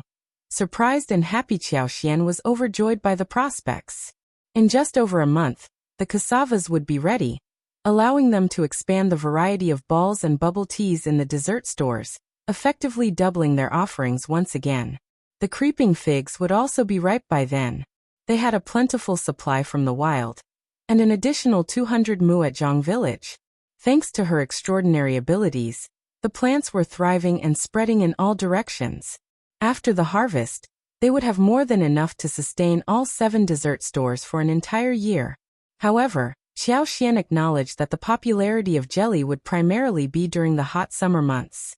Xiao Xian requested Xiao Yunduan to write a letter back to Yuezheng Xiao, informing him about the success of the dessert stores. Additionally, she asked for Yuezheng Xiao's assistance in obtaining seedlings for plants such as dragon fruit, papaya, banana, pineapple, sugarcane, and tangerine oranges. Her plan was to cultivate them on the outskirts of the province. Under their attentive care, the locally grown fruits flourished. Xiao Xian was pleasantly surprised and elated by the progress. Upon their return from the province, Xiao Xian and Xiao Yunduan discovered that the dragon fruits, papayas, bananas, pineapples, sugar canes, oranges, and tangerines were already bearing fruits. Their growth was impressive, and they appeared nearly perfect in size and appearance. Xiao Xian used her superpower to enhance their growth, ensuring that the fruits maintained their size and ripened beautifully. These fruits would undoubtedly be utilized in the dessert stores, as both their juice and flesh would prove to be practical and delicious additions to the menu. Once the planting in the province was completed, Xiao Xian made the decision to sell the fresh fruits beyond just the dessert stores. However, she opted not to seek a business partner for this venture. While she could have chosen to wholesale the fruits to the Yuezheng family, she felt the need to establish her own independent holdings and not rely solely on their connections. As autumn arrived, the fruits began to grow rapidly. With everything settled and having spent a considerable amount of time in the province, they decided to embark on a mountain visit. Qi and Tao Tao were particularly excited about the prospect, and even Xiao Sanlang and Yang Xiaoni, who had longed for the taste of fresh wild animals, eagerly anticipated the trip. Early in the morning, Xiao Xian, Xiao Yunduan, and many others embarked on their trip into the mountains. The refreshing sight of the flourishing plants after a long time brought them joy. Along the way, they spotted fresh and delectable mushrooms, picking the juiciest ones to take along. While some wild-growing grapes, dates, and pears were too ripe to harvest, other wild fruits had reached the perfect level of ripeness for consumption. Their main focus during the trip was hunting. Qi, as he continued to grow, benefited from the family's improved lifestyle and had a hearty appetite. He had become taller and stronger compared to the previous year, displaying the silhouette of an adult and demonstrating great strength in pulling the bowstring. 2 years later, Qi would have grown to the point where he could no longer be considered a young boy. The autumn days offered an abundance of succulent prey for hunting. Qi's interests had shifted, and he no longer found satisfaction in catching roosters and rabbits, despite Xiao Sanlang's persistent requests. Understanding Xiao Xian's fondness for roosters and pigeons, Qi made sure to catch some for her as well, knowing it would bring her joy. Chapter 743. In the mountain, the majority of their time was spent hunting larger prey. Qi found them particularly intriguing and believed that large ones are interesting. Xiao Xian couldn't help but be amused by Qi's growing appetite for a challenge. Curious about Qi's capabilities, Xiao Xian utilized her superpower to survey the surroundings. To her delight, she spotted well-built wild goats traversing the mountains. These goats were accustomed to navigating through forests and woodlands, resulting in their flesh having a firm and resilient texture. If they managed to successfully hunt one of these wild goats, they could even enjoy a delicious grilled meal later in the evening. Following Xiao Xian's lead, the group ventured further into the depths of the mountains. Amidst the lush shrubs and towering grass, Qi's sharp eyesight caught sight of something before anyone else did. She whispered, urging everyone to remain quiet. "There's a flock of wild goats on the south side of the valley. We need to be silent. They are incredibly cautious and will bolt at the slightest sign of danger." Aware of the agility and swiftness of wild goats, the group understood that if the goats were startled, they would swiftly flee, making it nearly impossible to catch up with them. So we'll stay put and wait for Qi to make his move. Is that the plan? Well, I suppose we're all in favor of the wind blowing in our direction when it comes to securing some delicious meat. Quiet. It was evident that everyone's mouths were watering at the thought of the succulent meat, and they were all eager to work together to ensure a successful hunt. Wild goats posed a formidable challenge to catch, but Qi remained undeterred. With a mischievous grin and his white teeth on display, he declared, "Wait here, I'll go and check it out." "All right, we'll eagerly await your good news," the others replied in unison, nodding in agreement. They concealed themselves, blending into the surroundings, while Qi displayed his agility, leaping alongside the rugged terrain and dense foliage. Observing Qi's movements, Xiao Xian whispered to Xiao Yunduan, "It's been 2 months since we last saw him, and he has grown so much. He looks completely different now." Xiao Yunduan agreed with a smile. Indeed, teenagers grow at an astonishing pace. Qi showcased his speed and agility as he closed in on the flock. With his bow drawn and a long arrow in place, he took aim. The flock, sensing an imminent threat, became alert. The leading goat raised its head and let out a shrill cry, causing the entire group to panic and scramble uphill. However, in that critical moment, she released the arrow.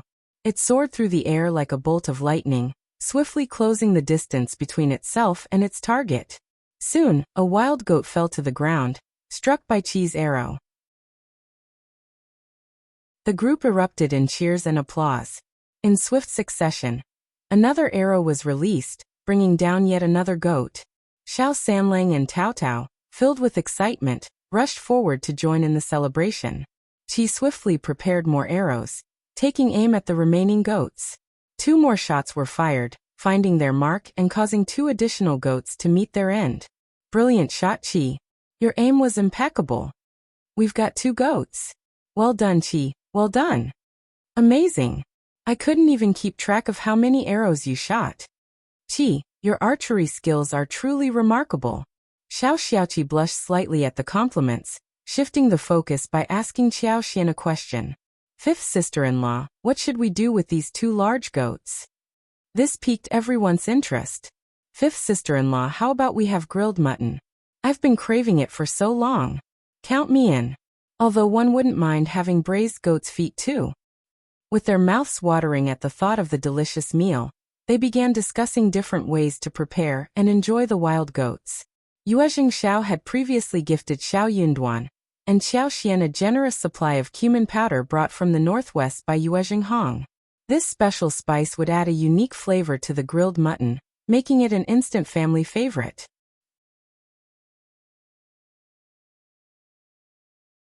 Chapter 744.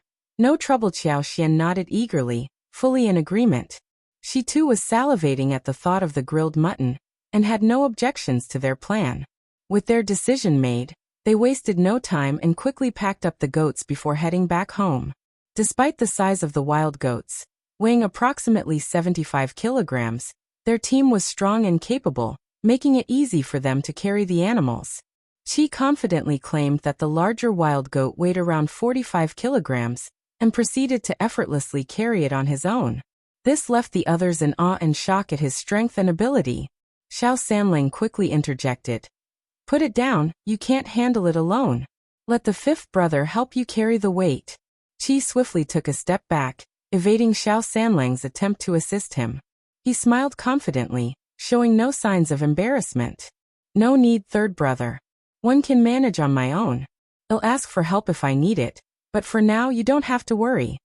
Xiao Yunduan chimed in, concerned for his younger brother's well-being. Don't push yourself too hard. You're still young, and you could risk injuring yourself. Qi maintained his smile undeterred. 3rd brother, 5th brother, you underestimate me. Have your conversation, and I'll take care of this myself. Determined to prove himself, the young Qi walked away with the goats, not waiting for his brothers to catch up. Xiao Yunduan shook his head in a mixture of amusement and concern. Worried about any potential accidents, he didn't want to risk further delays and quickly joined in, shouldering the other goat. By the time they arrived home, it was just past lunchtime. Closing the door behind them, they wasted no time in processing the 2 goats. Xiao Xian took special care to prepare a pot of fresh goat intestine soup. In addition, she rolled out noodles for dinner and added them to the soup to cook. Fresh mountain mushrooms were included, and a layer of chili oil, chopped green onions, and coriander adorned the dish. The result was a warm and flavorful soup that delighted the senses. As they busied themselves with preparations, the anticipation for the grilled meat at dinner began to grow. They carefully selected the most tender mutton and sliced it into pieces of medium thickness.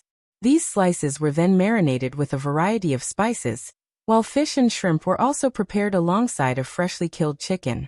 A selection of vegetables was also gathered, ensuring a well-rounded meal. With everything else in order, Xiao Xian pondered for a moment before heading to the garden. There, she plucked 2 large dragon fruits and 2 ripe watermelons. She instructed Tao Tao to make some red bean paste, while Yang Xiaoni prepared a bowl of finely chopped nut crumbs.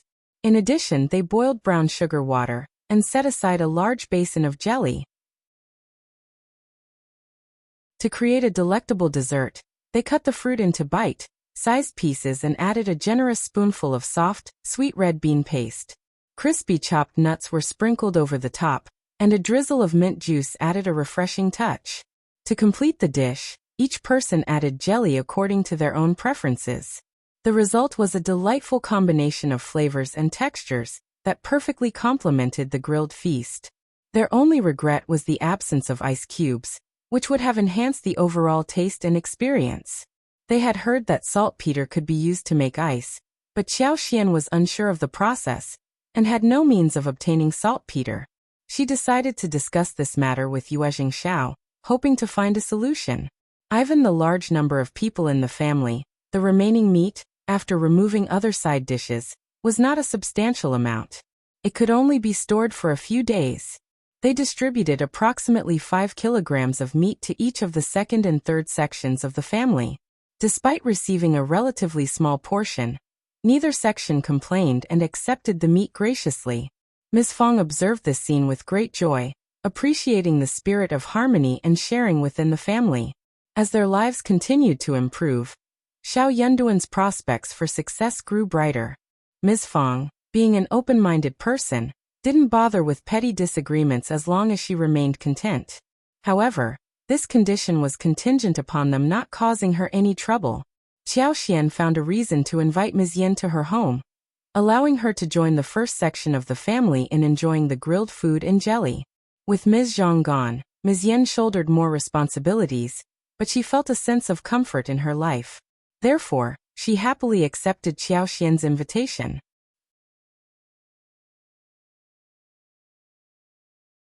Chapter 745. Xiao Lulang's Misery Translator. Hengyi Translation's Xiao Xian's decision to invite Ms. Yen was influenced by her desire to exclude Xiao Meiling from the gathering. She held unfavorable opinions about both Xiao Xiaoji and Xiao Meiling, and she wanted to avoid any potential conflicts or discomfort among the family members. By extending the invitation to Ms. Yen, Xiao Xian ensured that Xiao Meiling would not be inclined to join the gathering. If Xiao Meiling were present, it would likely lead to the inclusion of Xiao Xiaoji as well. However, by having a specific matter to discuss with Ms. Yen, which conveniently required her to spend more time with the first section of the family, everything would appear natural and without any forced interactions.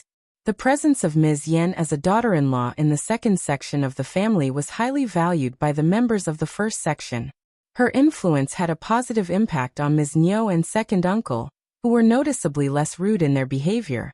This change in attitude was largely due to the success of the Yen family's tofu workshop, where both of Ms. Yan's sons were making money. This financial success improved the perception of Ms. Yen and her family, and as a result, second uncle and Ms. Niu were more inclined to treat them with respect. While the first section of the family could offer them employment opportunities as well, the impact of the offer coming directly from the Yen family was significantly different. If the Yen family offered job opportunities, the second section of the family would be filled with gratitude and would never dare to be critical or lazy. They understood the value of the Yen family's support and recognized that it was a privilege to receive employment from them. On the other hand, if the job offer came from the first section of the family, the second section would be more inclined to complain about low pay and harbor jealousy, potentially causing significant trouble within the family dynamics. With her unwavering clarity and the backing of her powerful family, Ms. Yen commanded strong authority within the second section of the family.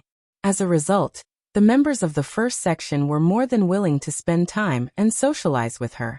They would always make sure to include Ms. Yen in their own activities, valuing her presence and considering her an important member of their gatherings. During the gift-giving occasion, Ms. Fong even presented an additional pair of gold bracelets to Ms. Yen, highlighting her significance within the family. Meanwhile, Xiao Lulang had recently returned from his friend's house, still harboring resentment towards Xiao Yunduan and the first section of the family. However, the members of the first section showed little concern for him, except for eldest uncle. Third uncle accidentally informed eldest uncle about Xiao Lulang's return. Knowing his genuine worry for his nephew, eldest uncle, genuinely concerned for Xiao Lulang's well-being, wasted no time and promptly visited the third section of the family to check on him. Xiao Lulang's annoyance and misery intensified as he observed the behavior of the first section of the family. He believed that they were nothing more than bullies, and he had no intention of forgiving them easily for their actions.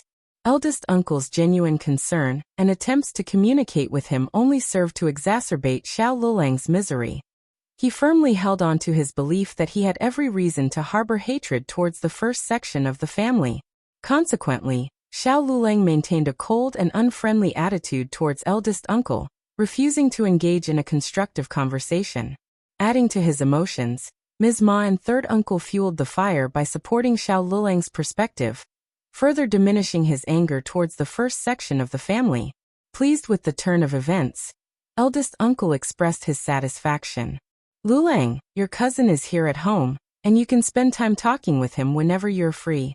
We are family, and together we can overcome any challenges. Your future will be brighter as we support each other. Initially, eldest uncle intended to say, you can learn a lot from your cousin since you're a smart individual. You have the potential to become a cultivated talent, and a recommended individual too. However, he recalled how angry Xiao Lulang had become in the past when he mentioned this, so he decided to alter his words. The fact that Xiao Lulang had a provincial champion as his cousin made everyone from the college envious. They couldn't help but feel jealous, knowing that he had the privilege of seeking advice from such an accomplished individual whenever he pleased. However, Xiao Lulang remained unaffected by eldest uncle's words. He replied bitterly, Don't dare to disturb my cousin. He's different now. Unless he personally asks to meet me, I won't show up.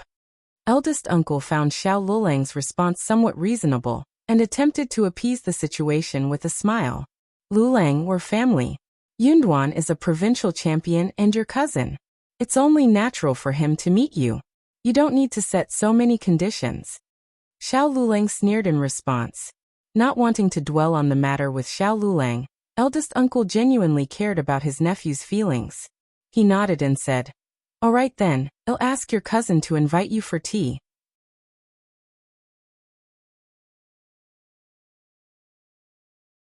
Chapter 746. Confidence. Henyi translations. Xiao Lulang's condition had finally improved. Upon the elder uncle's return, he shared the news with Xiao Yunduan, urging his son to pay a visit to the third branch of the family whenever he had the opportunity. The intention was to bring Xiao Lulang back home for a pleasant conversation. Lulang is feeling down, and as his cousin, it's important not to exacerbate the situation. Your role should be one of support and consolation. Yunduan, I'm delighted that you've achieved success, but it would bring immense honor to our family if both of you could pursue education and excel in the examinations. Xiao Yunduan nonchalantly nodded, not even inclined to argue with his father. Why should he be the one to reach out and engage Xiao Lulang in conversation? Being older and having achieved the title of provincial champion, there was a substantial disparity between them, both in terms of family hierarchy and official status. Xiao Lulang had never bothered to offer his congratulations after Yunduan's triumph as provincial champion. Neither had he shown any warmth or kindness. And now, his father expected Yunduan to go out of his way to bring Xiao Lulang for a discussion? Furthermore, his father expected him to provide consolation and encouragement to Xiao Lulang? His father seemed remarkably assured of its effectiveness. But would mere words of comfort and encouragement truly make a difference? Xiao Yunduan hadn't really contemplated this matter since then. After savoring roasted mutton and wild goat, and relishing the rare delicacy of dragon fruit from the south, they ventured into the mountains for several days. Rather than hunting animals, which would yield more food than they could consume, they focused on gathering an abundant harvest to take back home. With mushrooms, yams, and lilies carefully stored, the family became occupied with the task of sun-drying their precious findings. A wide variety of fresh mushrooms were utilized to create delectable dishes such as stewed chicken with mountain mushrooms, fried meat, stir-fries, soups, and hot pots. Each preparation was bursting with flavor. They managed to gather the final batch of honey from the flower fields, which would last for 2 more months and serve as a key ingredient in making lip balm. While Qiao Xian and Xiao Yunduan were engrossed in their harvesting tasks, County Magistrate Qiao meticulously arranged everything to initiate an attack against the Zhao family. County Magistrate Qiao had made thorough preparations, and when the victims filed their reports, the officers swiftly took control of the Zhao family members. Madame Zhao remained oblivious to the situation, but upon learning of it, she instructed Zhao Guangyin to offer County Magistrate Qiao a bribe in order to resolve the matter and suppress the reports. It was absurd that old cases were being dredged up and reported. It seemed like a joke.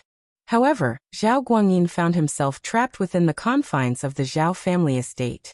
Guards stationed outside the gate prevented anyone, including the mistresses, masters, and servants, from leaving unless they were purchasing food. They awaited Officer Qiao's summons.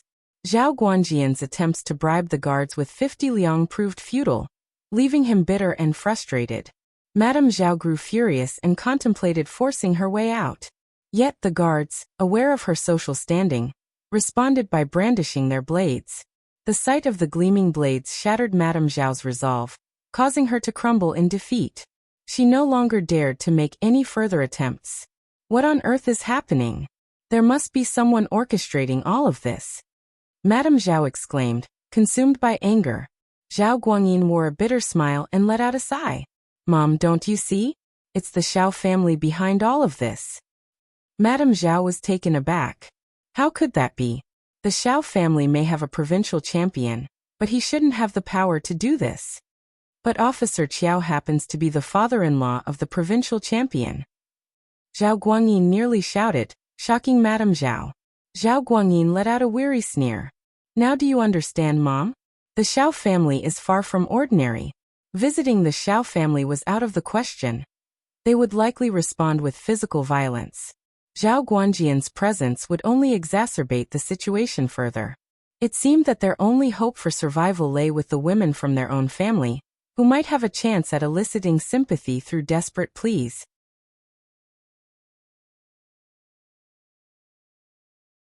Chapter 747. At Dorhenyi translations, surely, as fellow human beings, the Xiao family would spare their lives even if they did not offer forgiveness, right? It was unimaginable that they would resort to such extreme measures. County Magistrate Qiao's actions were pushing the Zhao family to the brink of destruction, akin to being backed against a precipice. Madame Zhao, overcome with panic, directed her curses at County Magistrate Qiao and the Xiao family. Desperately she pleaded, "Your father is not here. You must find a solution. Our family will become a laughingstock if we are surrounded by government officials." Zhao Guangyin cast a disappointed gaze upon his mother, shaking his head in resignation. He turned away and departed. His disappointment grew even deeper. His mother seemed oblivious to the gravity of the situation, fixated instead on the family's reputation. While Zhao Guangyin was still simmering with annoyance, the guards abruptly stormed in, attempting to apprehend Zhao Guanghua. Zhao Guanghua was the weakest link, prone to troublemaking and exhibiting careless behavior. His numerous flaws made him an easy target. In the past, the Zhao family's immense wealth and their association with County Magistrate Qiao shielded them from any consequences, preventing anyone from raising objections to Zhao Guanghua's misconduct. When Officer Qiao made the decision to have him arrested, there were numerous justifications at his disposal, and it was up to him to choose which one to employ against Zhao Guanghua. Madame Zhao cried out in desperation, attempting to intervene and halt the proceedings, but her pleas fell on deaf ears. The guards were under strict orders, and they paid no heed to Madame Zhao's words. Zhao Guanghua had been brazenly boasting and issuing threats, exclaiming, "Just wait and see. I'll have you all killed." However, these words only further incensed the guards, solidifying their determination to bring misery upon him. They swiftly bound his hands behind his back and escorted him away, showing no sympathy for his pleas. It was only then that fear engulfed Zhao Guanghua, and he cried out loudly, desperately calling for his mother and brother to come to his aid. Madame Zhao's cries were filled with anguish as tears streamed down her face. The mansion descended into chaos. "Guangyin, Guangyin, please save your brother. Hurry, save him." Madame Zhao pleaded, gasping for breath as she desperately clung to her son's sleeves. He has been spoiled all his life and has never endured such suffering. Zhao Guangyin felt a profound weariness. He instructed his wife and maidservants to assist his mother back to her room, recognizing that she needed to regain her composure. He was determined to find a solution to save the Zhao family, as its fate seemed destined for ruin. Upon receiving the letter from home, the old master Zhao finally returned. Furious, old master Zhao hurriedly returned home, only to be intercepted and escorted away by the guards stationed at the door. Old master Zhao seethed with anger. Those very people who had once treated him with kindness, hoping to gain favors and tips from him, were now treating him with such disdain? Moreover, Officer Qiao had benefited greatly from his association with old master Zhao. Yet he was now intent on bringing him down? County Magistrate Qiao, driven by his desire for wealth and to do Xiao Yunduan a favor, had made the decision to sever their ties completely, showing no mercy. Before long, old master Zhao was forcibly taken away by the guards, finally reuniting with his younger son. Old master Zhao had already been taken away, and by the time Zhao Guangyin reached the doorstep it was too late. A deep sense of despair washed over Zhao Guangjian's heart, plunging it into the depths of despair. It appeared that Officer Qiao had no intention of forgiving or sparing the Zhao family. Despite Zhao Guangjian's innocence and lack of wrongdoing, it no longer mattered. His father and brother were now captured, and it was only a matter of time before he would be as well. Even though he had committed no wrongdoing, being the eldest son of the Zhao family meant he could never escape the consequences that befell them.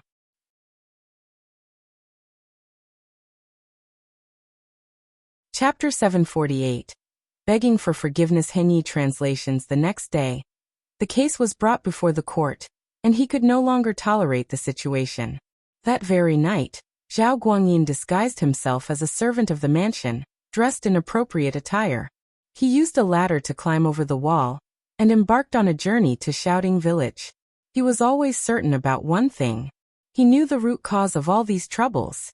If only the Xiao family, or specifically Xiao Yunduan, could show some mercy, everything could be turned around.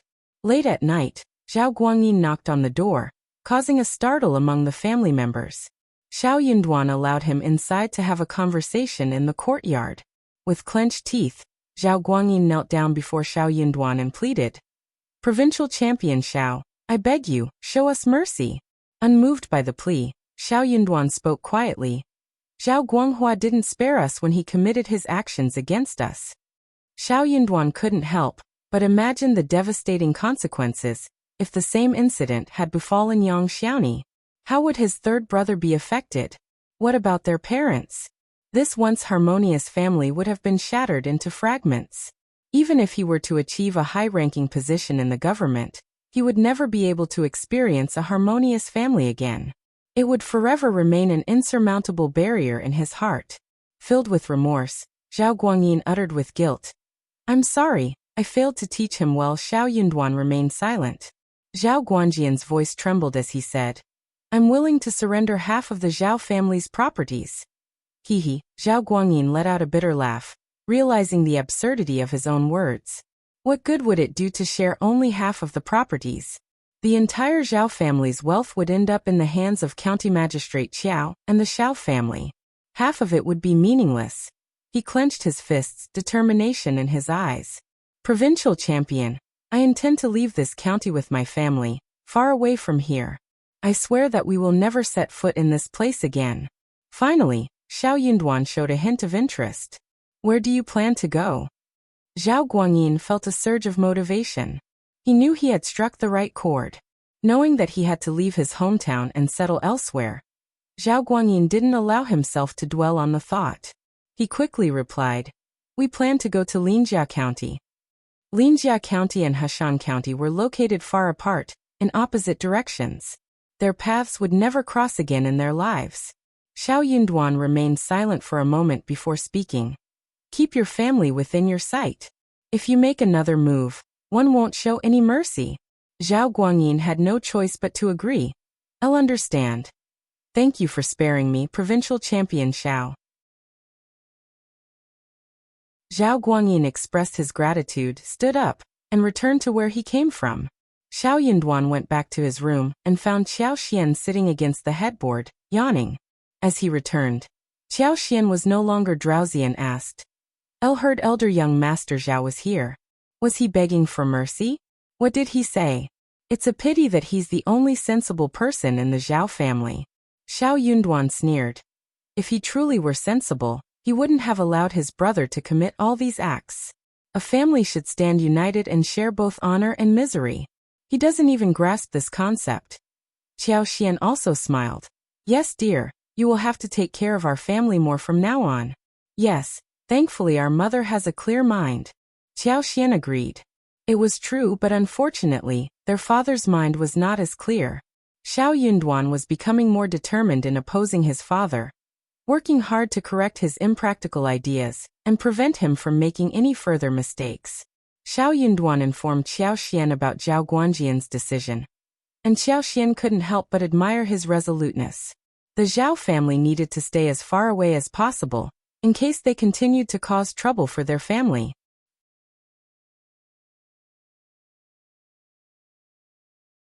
Chapter 749. Madame Zhao's bad idea. They no longer needed to worry about revenge, as they believed that old Master Zhao and Zhao Guanghua would eventually face the consequences when the opportunity arose. The next day, Xiao Yunduan made another visit to the county city, while Qiao Xian spent most of her time in the flower field. Though uncertain about the details of Xiao Yunduan's conversation with County Magistrate Qiao, it wasn't long before the case involving the Zhao family was resolved.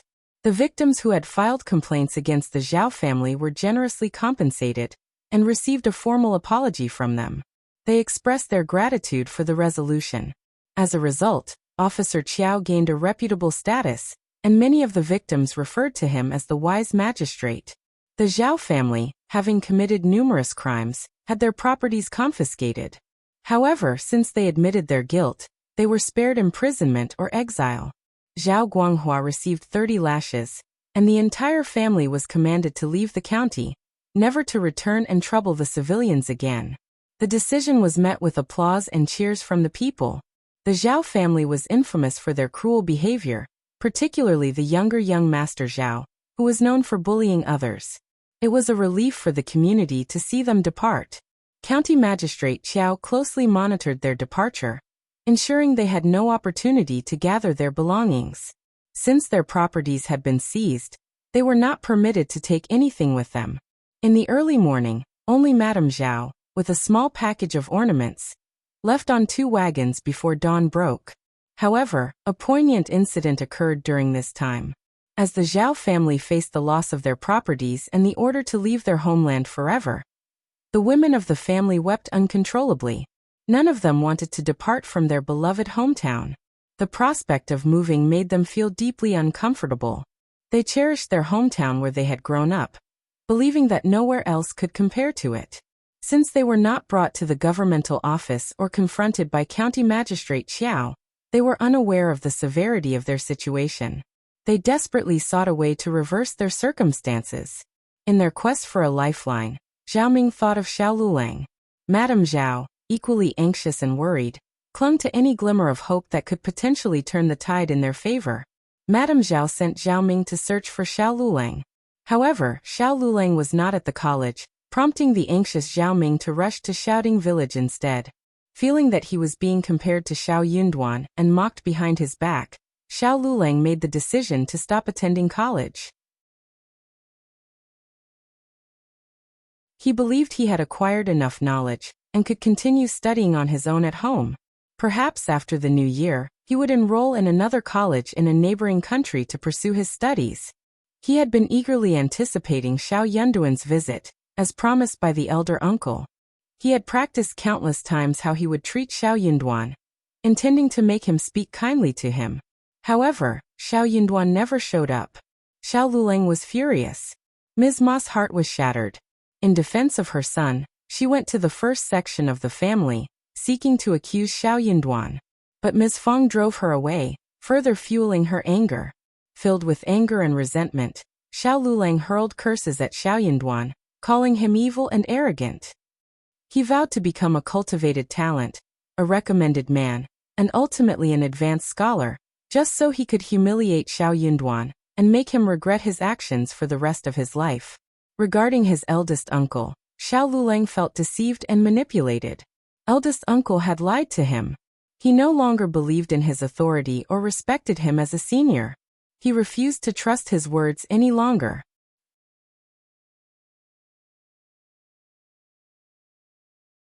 Chapter 750.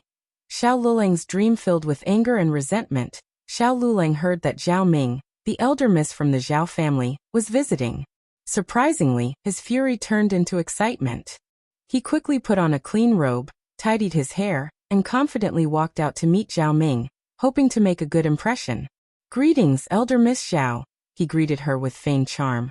Zhao Ming had been waiting in the hall of the second section of the Xiao family, feeling irritated and resentful. She had been scrutinizing him and enduring his endless questions. She was growing increasingly annoyed. If it weren't for her family's troubles, she wouldn't have bothered to deal with Ms. Ma. She despised her from the bottom of her heart. Cursing silently, she started to question whether her decision to approach Xiao Lulang was a mistake. His pretentious behavior only intensified her disgust. "Young Master Xiao, can we have a private conversation?" Zhao Ming asked, trying to suppress her disgust and maintain a soft demeanor. Of course. Xiao Lulang was taken aback by her request, but delighted at the same time. He nodded eagerly and smiled, saying, "Please tell me anything. Mom, please give us some privacy." Ms. Ma wasn't too pleased with the situation. She smiled and replied, "But we're a family, aren't we? Why can't I be part of the conversation?" Since they were the only ones present, Ms. Ma assumed that this girl must have developed feelings for her son. "Mom, please just give us some space. Elder Miss Zhao might feel uncomfortable with you here," Xiao Lulang pleaded, giving his mother a meaningful look. What was she doing here anyway? Acting as a third wheel? With her presence, Zhao Ming wouldn't be able to freely express her thoughts, and their conversation would be constrained. Ms. Ma finally grasped the situation and understood Xiao Lulang's intentions. "All right then," she said, getting up from her seat. "I guess I'm just out of touch. I'll leave you two to chat. Take your time." With a smile, Ms. Ma seemed to be aware of everything and left the room, giving her son a knowing look. Zhao Ming felt humiliated and furious. She blushed with anger at the thought of being mistaken for someone interested in a rural woman like Ms. Ma. She was the elder niece of the prestigious Zhao family, and being associated with the Xiao family in this manner was deeply frustrating. She had to restrain herself from cursing Ms. Ma and Xiao Lulang out of sheer anger.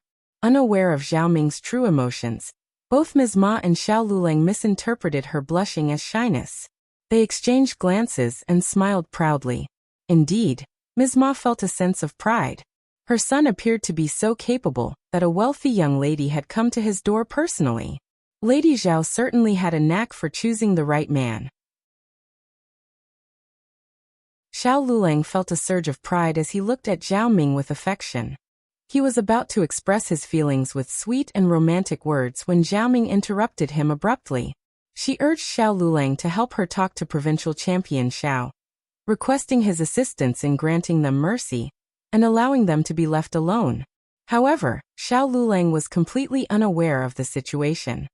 He hadn't been to the county city in a while and had secluded himself at home, oblivious to what was happening around him. He was clueless about the troubles the Zhao family was facing. Similarly, Ms. Ma was in the dark as well. She only knew that Yang Xiaoni had nearly fallen victim to a womanizer, but she had never connected this incident to Lady Zhao or her current plea.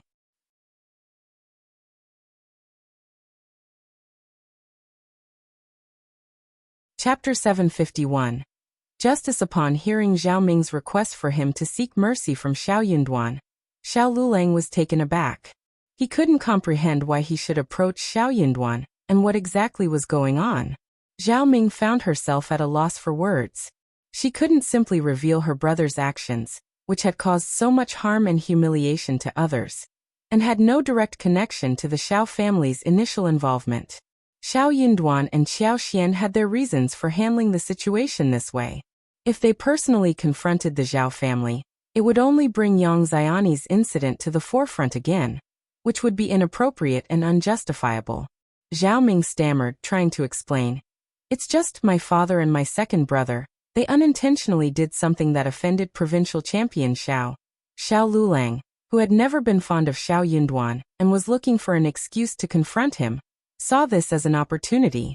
Moreover, It was Zhao Ming who had asked for his help, and he felt compelled to uplift her spirits.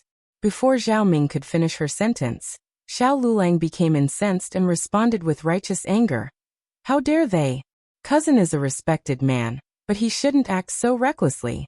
Don't worry, Elder Miss Zhao, I will seek justice on your behalf. Wait, let me go and talk to the head of our family right away. Hold on. Without waiting for Zhao Ming to say anything further, Xiao Lulang swiftly dashed off. At the main residence of the family, Xiao Yunduan had resumed his studies after taking a few days' rest.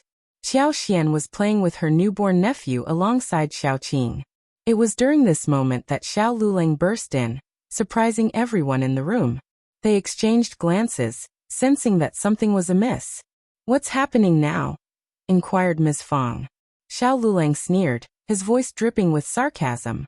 Honestly, Elder Aunt, although our cousin is recommended for a position, he still has a long way to go before he reaches a high-ranking government office. What's the point of being so arrogant? I suggest you maintain a low profile and stay grounded. Everyone present. Honestly, Lulang, what on earth are you talking about? Be clear and straightforward. Xiao Lulang, convinced that they were pretending, began to disclose the involvement of the Zhao family. At that moment, the atmosphere in the room changed. Yang Xiaoni lowered her head, her expression filled with embarrassment. Xiao Xian quickly found an excuse to dismiss Yang Xiaoni from the scene, sensing the need to protect her from further discomfort. Xiao Lulang remained oblivious to the situation, but observing the unusual behavior of the first section of the family, he became even more self-assured. He spoke with a self-righteous tone, imparting moral lessons and admonishing them for their alleged bullying. Simply because Xiao Yunduan had achieved the recommended man, Xiao Sanlang could no longer contain his anger. He impulsively lunged forward and delivered a forceful punch to Xiao Lulang's face, causing him to stumble backward and accuse him of being a traitor. Ms. Fong was taken aback by the sudden outburst. Concerned that Xiao Sanlang might inflict serious harm, she and others swiftly intervened to restrain him. Xiao Yunduan stepped in to assist, his expression grave. He firmly pulled Xiao Lulang away, demanding an explanation. What had driven him to defend the Zhao family? Even if he held disdain for the first section of the family, he should still possess a sense of integrity. Xiao Lulang's fury persisted as he continued to lecture Xiao Yunduan, expressing his discontent. Only then did Xiao Yunduan realize that perhaps Xiao Lulang had no knowledge of the actual situation. He probed further with additional questions, but the answers only deepened his confusion. Nothing seemed to align. Xiao Yunduan was rendered speechless. How could he, someone living in the village, be oblivious to the actions of the Zhao family? It was as if he were a recluse. For a brief moment, Xiao Yunduan was at a loss for words, unsure of how to respond. However, as he realized that Xiao Lulang was interrogating him without any knowledge of the situation, a sense of relief washed over him.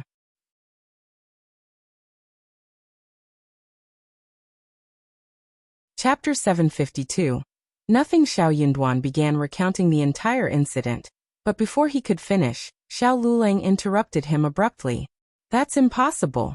If you want, you can go and inquire about it, Xiao Yunduan responded calmly. Xiao Lulang fell silent. Deep down, he didn't want to accept the truth. However, he knew Xiao Yunduan wasn't lying, and there was no reason for him to lie. Could it be a misunderstanding? Xiao Lulang questioned hesitantly. Xiao Yunduan sneered. Cousin, have you forgotten why Zhao Guanghua was transferred back here from the provincial college? Xiao Lulang struggled to find his words and finally burst out. He must have been framed.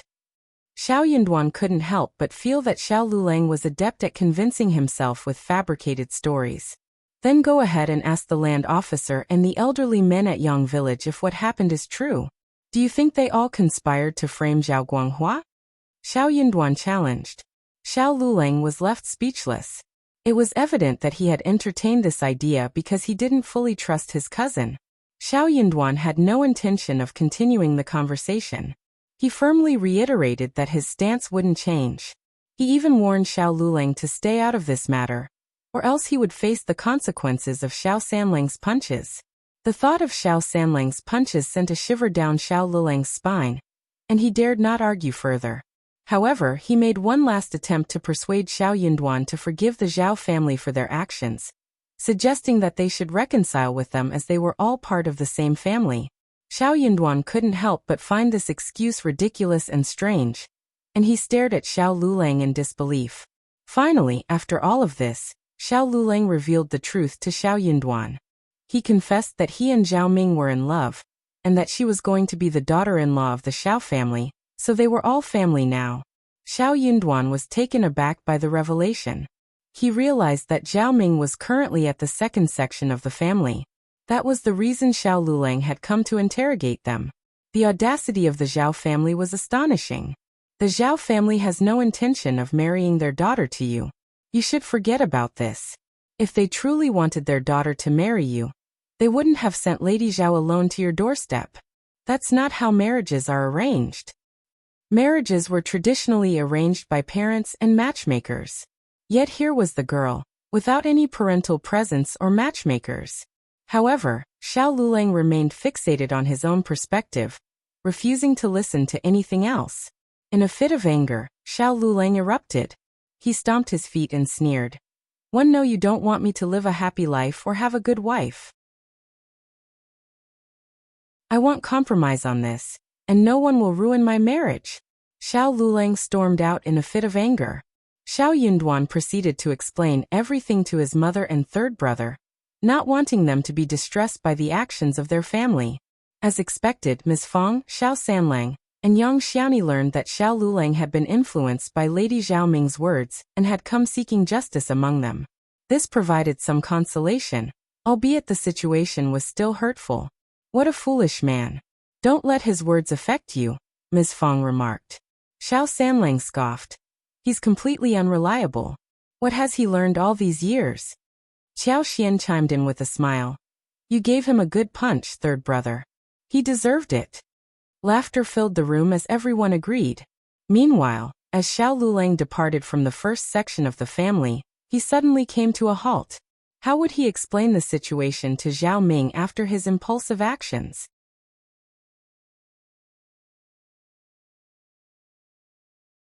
Chapter 753. Beautiful in heart, Xiao Lulang deeply regretted his impulsive behavior. He realized that trying to reason with Xiao Yunduan in a calm manner would be futile at this point. Thoughts of his eldest uncle resurfaced in his mind. Despite swearing never to trust his uncle again and cutting off communication with him, he couldn't help but see his eldest uncle as his last resort. Thus, he made the decision to humble himself and seek his assistance once more. However, when he arrived at his uncle's home, he learned that his uncle was out tending to the cows and donkeys. Ever since they acquired the cows and donkeys, his uncle took great joy in caring for them and overseeing their well-being. Xiao Lulang felt a sense of joy as he observed the cows and donkeys in the distance. His uncle would often take them to the mountains to graze on grass. Sometimes he would even ride the donkey and spend considerable time away from home. He rarely returned early. Since he couldn't locate his uncle, Xiao Lulang decided to compose himself and head back home. Confronted by Zhao Ming's affectionate gaze and overwhelmed by his own desires, Xiao Lulang couldn't bring himself to tell her about his failure in the task. Instead, he vaguely assured her that he would ensure everything went smoothly. Zhao Ming, being somewhat naive herself, either willingly ignored the gaps in his explanation, or simply wanted to hear what she desired. She refrained from probing further, as delving deeper would only lead to more questions. Relieved by her acceptance, Zhao Ming expressed her gratitude with a smile. In that moment, Xiao Lulang found himself motivated, and began to believe that his words held some truth. The girl thanked him, and the boy modestly expressed himself, as if their exchange represented a genuine occurrence. Xiao Lulang was convinced that Zhao Ming was falling in love with him. Filled with motivation, he mustered the courage to express his affection for her, and proclaimed his desire to marry her. To his surprise, Zhao Ming was dumbfounded and flushed with embarrassment. She wished she could slap Xiao Lulang and make him disappear. If it weren't for the problem the Zhao family faced that day, she would never have sought his help. How dare someone like Xiao Lulang entertain the idea of marrying her? He had merely been a source of mockery in the past. Who did he think he was? He was never deserving of her. Furious and humiliated, Zhao Ming refrained from directly blaming Xiao Lulang. Instead, she hurriedly left without providing clear answers to his questions. Xiao Lulang, however, interpreted her hasty departure as a sign of her shyness, which only boosted his ego. Eager to flaunt his supposed victory, he shared the news with his mother, hoping she would arrange a matchmaker to propose to the Zhao family. Xiao Lulang couldn't possibly expect Zhao Ming to make the proposal herself. It would put too much pressure on her. He should be the one taking the initiative. Feeling proud, Ms. Ma showered her son with praise. My son is so capable. Lady Zhao is beautiful, and she must come from a wealthy family. Only a girl like her is worthy of being my son's wife. Xiao Lulang beamed with joy, but his expression turned serious as he heard about the trouble the Zhao family was facing. Mom and Dad, come with me to the first section of the family. We need to talk to our eldest uncle and ask him not to treat the Zhao family so harshly. He realized that unless he could resolve the Zhao family's problem, he wouldn't be able to proceed with the proposal. After all, Zhao Ming had mentioned that her father and brother were in prison. Ms. Ma was taken aback. What? Xiao Lulang proceeded to explain the entire situation to his mother. Ms. Ma's face changed dramatically. What? Lady Zhao is from the Zhao family, that family? Xiao Lulang furrowed his brow. Yes, is something wrong? What?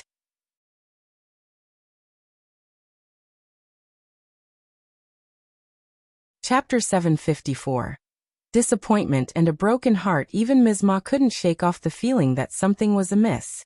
But Xiao Lulang presented his argument in a seemingly reasonable manner. He believed that the first section of the family was being excessively harsh, and that their actions were unwarranted. Ms. Ma, swayed by her son's words, began to see his point of view as well. Thus, the three of them paid a visit to elder uncle in the evening, seeking his support. However, to their surprise, elder uncle was not supportive at all. On the contrary, he advised them against getting involved with the Zhao family and Lady Zhao. Why should you marry someone from that family when you already know that something is wrong? Elder uncle questioned. He expressed his disappointment and reminded them of how Zhao Guanghua had nearly destroyed their family. Out of mercy, the family had spared them, allowing them to leave the county. His words hit Xiao Lulang and Ms. Ma like a cold gust of wind, causing them to hesitate and reconsider their plans. They are rich, so they have the option to relocate and live their lives away from the troubles caused by the Zhao family. The Xiao family has already shown great tolerance in this matter. But now the third section of the family is considering marrying someone from the Zhao family and pressuring us to forgive them. Elder uncle simply cannot comprehend how we would be expected to interact with the Zhao family if Xiao Lulang were to marry elder Miss Zhao. What would his own daughter-in-law think of elder Miss Zhao and her brother's visits to our home in the future? And what would his own son think of this situation? For the first time, elder uncle feels deeply disappointed and heartbroken. He wonders why Xiao Lulang must marry elder Miss Zhao, especially considering the current circumstances. The third section of the family did not anticipate that elder uncle would not support their decision, and they are all taken aback by his response. And they became very angry. Elder uncle, please consider forgiveness. You seem to be losing sight of the bigger picture. Elder brother, it wasn't easy for Lulang to find a potential partner. Why do you insist on ruining it? Can't we just see it as a misunderstanding? Why must we make it appear so terrible? People might start calling you narrow-minded, and that certainly doesn't reflect well on our family, does it? You. Eldest uncle felt his anger rise, but he remained silent, as he had never been one to confront his brother and sister-in-law. Ms. Fong, on the other hand, was more direct. She simply drove them all away, unable to tolerate their stubbornness any longer. The members of the third section of the family were seething with anger. They're just jealous. They can't stand the thought of us having a wealthy daughter-in-law. We will find a matchmaker and go to the Zhao family for the proposal regardless. Let the first section of the family do whatever they want. Xiao Lulang worriedly expressed. But old Master Zhao and Brother Xiao are still in prison. Is it the right time for the proposal? Ms. Ma was taken aback. What? No, the first section of the family must do us this favor. We can ask Ms. Qiao to speak to her father about it. Xiao Lulang sneered. casting a cold glare at Ms. Ma. He was well aware of that. But if Xiao Yunduan didn't want the proposal to go forward, would his wife dare to defy him? Third uncle chimed in. The Zhao family has already come and apologized. What more does the first section of the family want? It was just a misunderstanding, and nothing happened to Ms. Yang. Xiao Lulang nodded in agreement. Exactly. It's all a misunderstanding. Lady Zhao claims it was the fault of the servants. I never imagined Brother Xiao would be involved in such things. Absolutely. Third uncle exclaimed with a smile. Let's discuss this with eldest uncle. They're too hot-headed right now to listen to reason. Well, come back tomorrow. Ms. Ma pursed her lips and grumbled. Why not now? Ever since Yunduan became a recommended man, the first section of the family has become so arrogant. Yes, that's true. Third uncle's tone turned sour. Secretly, he admitted that he would probably become arrogant too if his own son achieved the recommended status. Little did they know that after Zhao Ming left Shouting Village, Xiao Yunduan had already set off for the county city.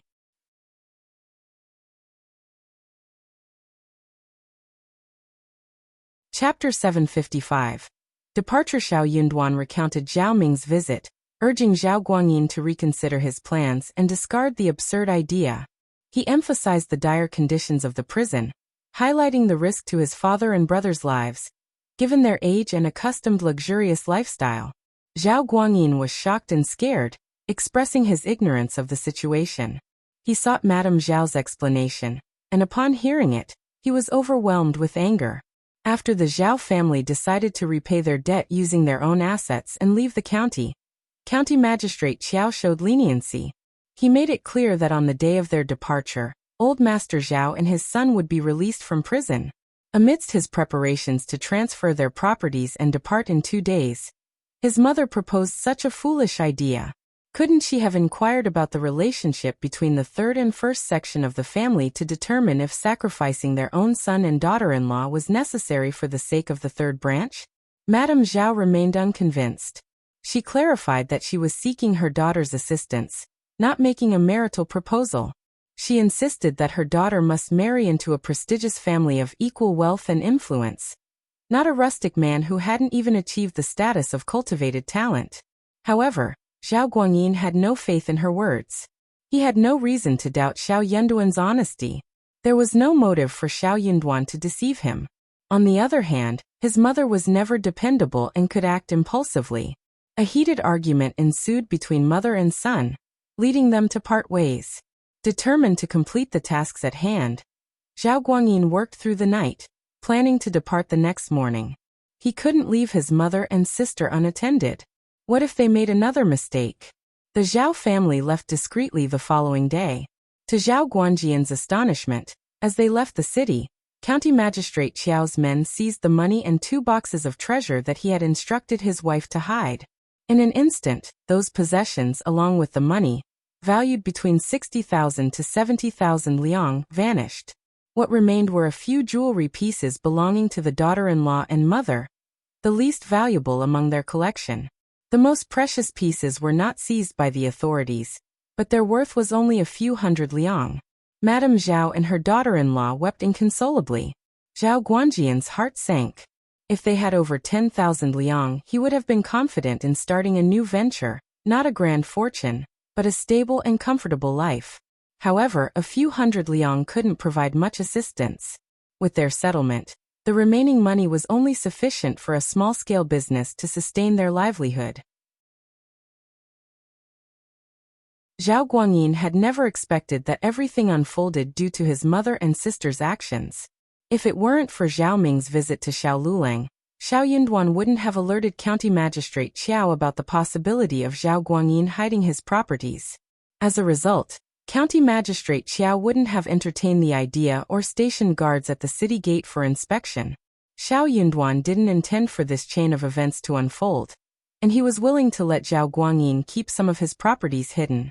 County Magistrate Qiao, consumed by his desire for the confiscated properties from the Zhao family, wouldn't have ordered a search of their wagon. However, the Zhao family's behavior had been repugnant, and it was time for them to face the consequences. After leaving the county, the Zhao family lived a bitter life. Old Master Zhao and Madame Zhao struggled with the unfamiliar food, clothing, accommodations, and travel, which quickly took a toll on their health and accelerated their aging.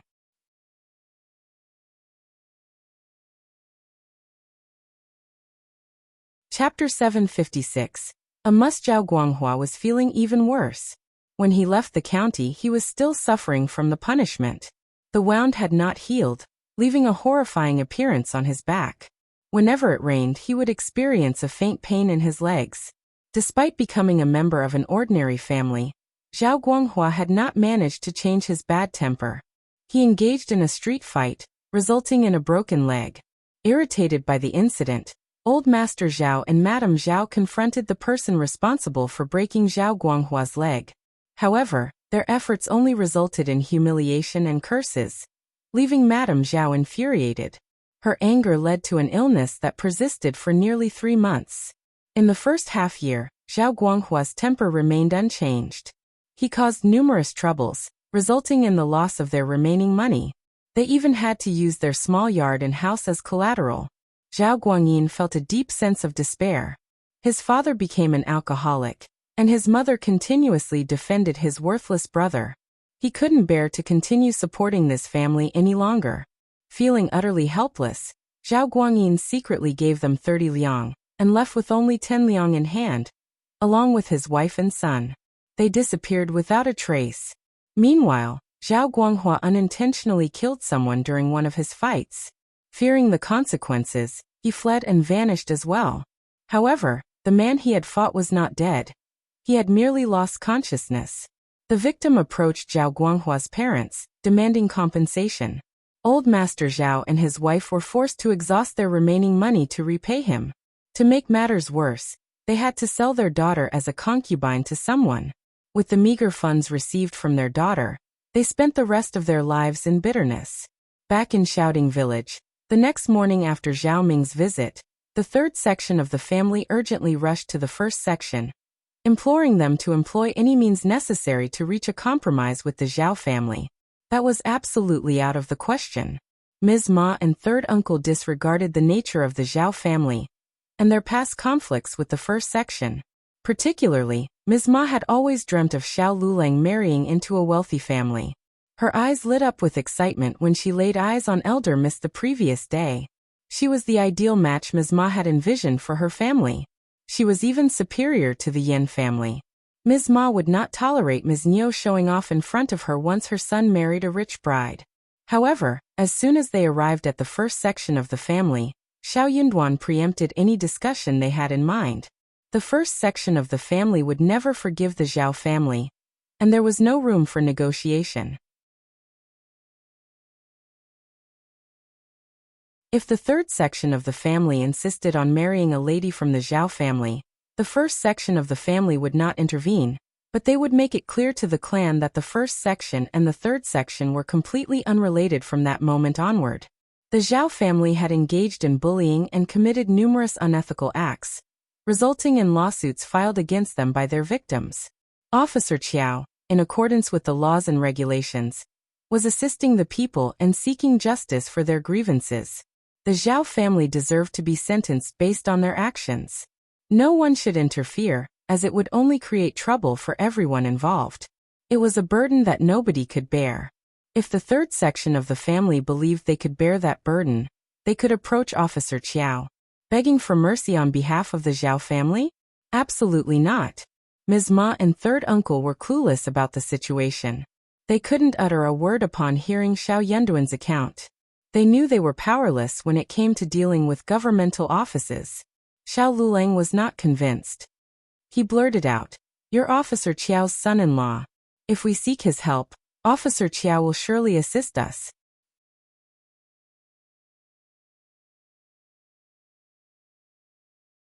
Chapter 757. Ding Qia's trip home. Xiao Yunduan sneered back. "That family is despicable, and am not defending them. They deserve the consequences. Cousin, watch your words. What have you learned from those books? Becoming an officer doesn't mean breaking the law. Are you trying to turn Officer Qiao into one?" Xiao Lulang erupted in anger. "Don't act so righteous. Governmental offices are always like this. Even you might not behave well if you become an officer in the future. Don't worry about that. I won't engage in anything against the law. Xiao Lulang sneered in frustration and stormed off. Ms. Ma hurriedly followed. Lulang, why are you leaving? Xiao Lulang gritted his teeth. Xiao Yinduan is heartless. No matter what we say, he won't help us. He's a hypocrite. I doubt he'll remain so innocent and fair when he becomes an officer in the future. He's just looking for an excuse to push us away. Ms. Ma suggested. Then what should we do? What if we propose the marriage ourselves? Once it's settled, we'll be considered family, and County Magistrate Xiao will have to assist us. Ms. Ma's suggestion sparked an idea in Xiao Lulang's mind. He exclaimed, since the first section of the family won't help us, we can go and find County Magistrate Xiao ourselves. He could simply claim that Xiao Yinduan had sent him, and the problem would be resolved. Xiao Lulang felt a rush of happiness. I have a plan. Let's go home first. They decided to have breakfast and contemplate their approach before heading to the county city. However, before they could even leave their house, Ding Qiuyue rushed in, looking disheveled. Concubine Ding appeared to be in a different state this time. She had no carriage, nor did she have any maids attending to her. Her clothes appeared worn out as well. Arriving home during breakfast time, Concubine Ding caught the attention of many onlookers. Isn't that Qiuyue? Which Qiuyue? The concubine from the Ding family. Oh yeah, what is she doing here so early in the morning? But haven't you noticed that? She is not wearing what she was wearing last time. No wonder people say that the Zhao family is falling. The story is true. So what is she doing here this time? The Zhao family sent her? Ding Qiuyue sensed eyes scrutinizing her, filled with judgment and hostility, which made her feel deeply embarrassed. She hurriedly made her way home, avoiding any interaction or response to those around her. The Zhao family members were all filled with anxiety. What would become of them once the Zhao family collapsed? Qiuyue was terrified as well. Being a concubine put her in a position similar to that of a servant. But then, the young master presented her with a release letter, allowing her to leave the Zhao family. Many other servants received the same directive. She was taken aback. She hadn't expected to receive such a letter. Despite her initial reluctance, she had grown accustomed to her role as a concubine. She was at a loss as to how she should carry on with her life after leaving the Zhao family. She knew she wasn't cherished in her own household, and returning home in such a hurried manner would not be well received by her parents, brother and sister-in-law. They would likely expect her to contribute to the household chores and earn her own keep. But would they be willing to accept her back? Moreover, she had grown accustomed to a life without having to work. The idea of engaging in manual labor seemed daunting to her. Would she even be capable of doing any physical work at all?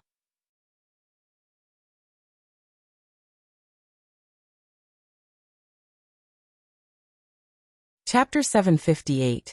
Gone with no other options available, Ding Qiuyue had to make her way back home first. News of Ding Qiuyue's return quickly spread throughout the community, becoming a subject of gossip among the majority of people who treated it as a mere joke. Ms. Ma overheard some of the gossip and shared it with the family. Curious, Xiao Lulang asked, Mom, find out everything you can about the current situation of the Zhao family. Gather as many details as possible. Realizing the gravity of the situation, Ms. Ma hurriedly left to gather information. Ding Qiuyue's family was in a state of chaos. Her parents, Ding Jiahuai and Ms. Guan, bombarded her with questions about why she had returned and what had happened to the Zhao family, growing increasingly anxious. In her distressed state, Ding Qiuyue mumbled incoherently, further frustrating her mother, who snapped at her impatiently. Ding Qiuyue noticed a strong sense of annoyance on her brothers' and sister-in-law's faces. Her heart shattered as she realized that her family was showing no sympathy towards her. They seemed to blame her for the troubles she faced, despite all she had done for them. Normally, this time of day was not suitable for visitors, and curious individuals wouldn't usually drop by either. However, Ms. Ma was filled with anxiety. Her focus was solely on her future daughter-in-law, and she disregarded everything else. Ms. Ma's arrival abruptly halted the commotion within the Ding family. Ignoring the tense atmosphere, Ms. Ma anxiously inquired. Qiuyue, how is the Zhao family? Have old Master Zhao and young Master Zhao returned home? Please tell me. Ding Qiuyue was perplexed by Ms. Ma's sudden interest. She sneered in response. Yes, they did return. But they left the county early in the morning together. They won't be coming back. What? How can this happen? Ms. Ma exclaimed in shock. Ding Qiuyue sneered, sharing the same sentiment. She couldn't fathom what led to this outcome. Ms. Guan glanced at Ms. Ma curiously. Why are you so concerned about the Zhao family? Of course I am. Ms. Ma's heart felt heavy. They are my future in-laws. The Ding family stared at Ms. Ma, their eyes widening in confusion. What did you just say? Future in-laws. Are they really your future in-laws? They asked, trying to make sense of the situation. Unable to keep it a secret any longer, Ms. Ma admitted yes. Lady Zhao and my son are in love, and they are planning to get married soon. How can the Zhao family be in such a state? I need to inform Lulang about this immediately. Without wasting any more time, Ms. Ma hurriedly left the house. The Ding family remained puzzled, their earlier argument completely forgotten. As Ms. Ma returned home, she immediately relayed the news to Xiao Lulang, who was equally shocked. His heart sank as he realized that Lady Zhao, his beloved, had left and the Zhao family was no longer in the county. What do we do now? What do we do? Xiao Lulang's distress matched that of his mother. All his hopes and dreams seemed to crumble in an instant. Ms. Ma felt even more devastated than Xiao Lulang.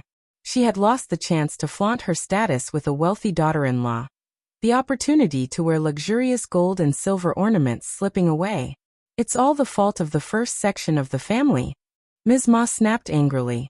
If it weren't for their coldness, the Zhao family wouldn't have been driven away, and I wouldn't have lost such a good daughter-in-law.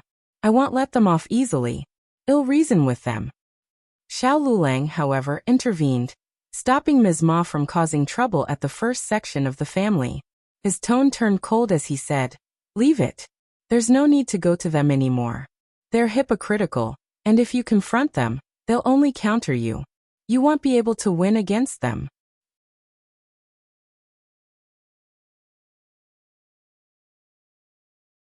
Chapter 759. Xiao Lulang's grudge a mess. Ma. She wouldn't be able to defeat them in any way. I'll do my best, Xiao Lulang declared, clenching his fist. I'll study hard and surpass Xiao Yinduan. I'll make it, I'm determined. Yes. Ms. Ma's spirit was reignited. My son has always been clever, better than Xiao Yinduan. I'm confident you'll succeed, and when that time comes, you can marry any girl you want. Bah.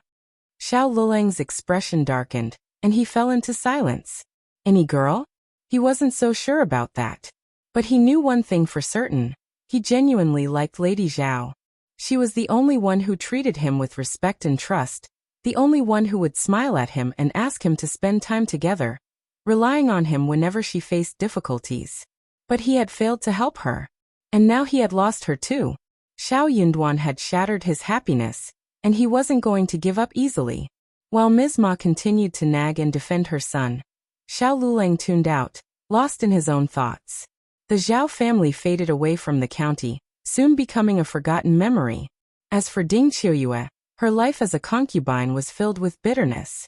Her hostile sister-in-law constantly gave her trouble at work, sneering at her and hurling insults. Qiuyue understood the need to be tolerant while living under someone else's roof, but there were moments when she reached her breaking point. Unable to bear it any longer, she found herself engaged in arguments with her sister-in-law, leading to heated exchanges. Even her own mother blamed her, and chaos reigned within the family. Driven to annoyance and fury, Ding Qiuyue decided she had to escape. She fled her home and, before leaving the village, she made a visit to the first section of the Xiao family once more. However, Ms. Fong refused to allow her into the yard.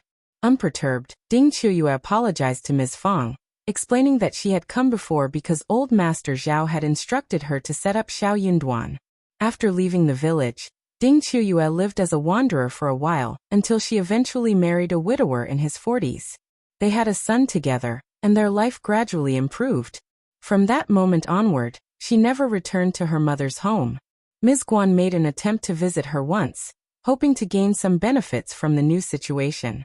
However, Ding Qiuyue promptly chased them away with broomsticks, and they never dared to approach her again. The entire village found amusement in the misfortune of Ms. Guan and her family, drawing comparisons to the troublesome Zhang family from Zhang village. Ms. Feng was deeply disturbed by Ding Qiuyue's revelations. She immediately confronted Xiao Xian and Xiao Yinduan about the matter. The three of them exchanged worried glances, realizing the gravity of the situation. Xiao Xian spoke up. "Mother, this serves as a reminder for us. As the husband is the provincial champion and soon to become an advanced scholar, he will likely pursue a career as an officer in the future. There will be many attempts to undermine us. It's not just him. Elder brother and third brother should also be cautious. Qi and Tao Tao should choose their martial partners wisely too. We can't allow random choices." Ms. Feng nodded in agreement. "You're right. We must keep this in mind." Ms. Su and Yang Xiaoni shared the same sentiment, expressing even greater concern. They were determined to ensure that their husbands remained loyal and committed, without any other women entering the picture.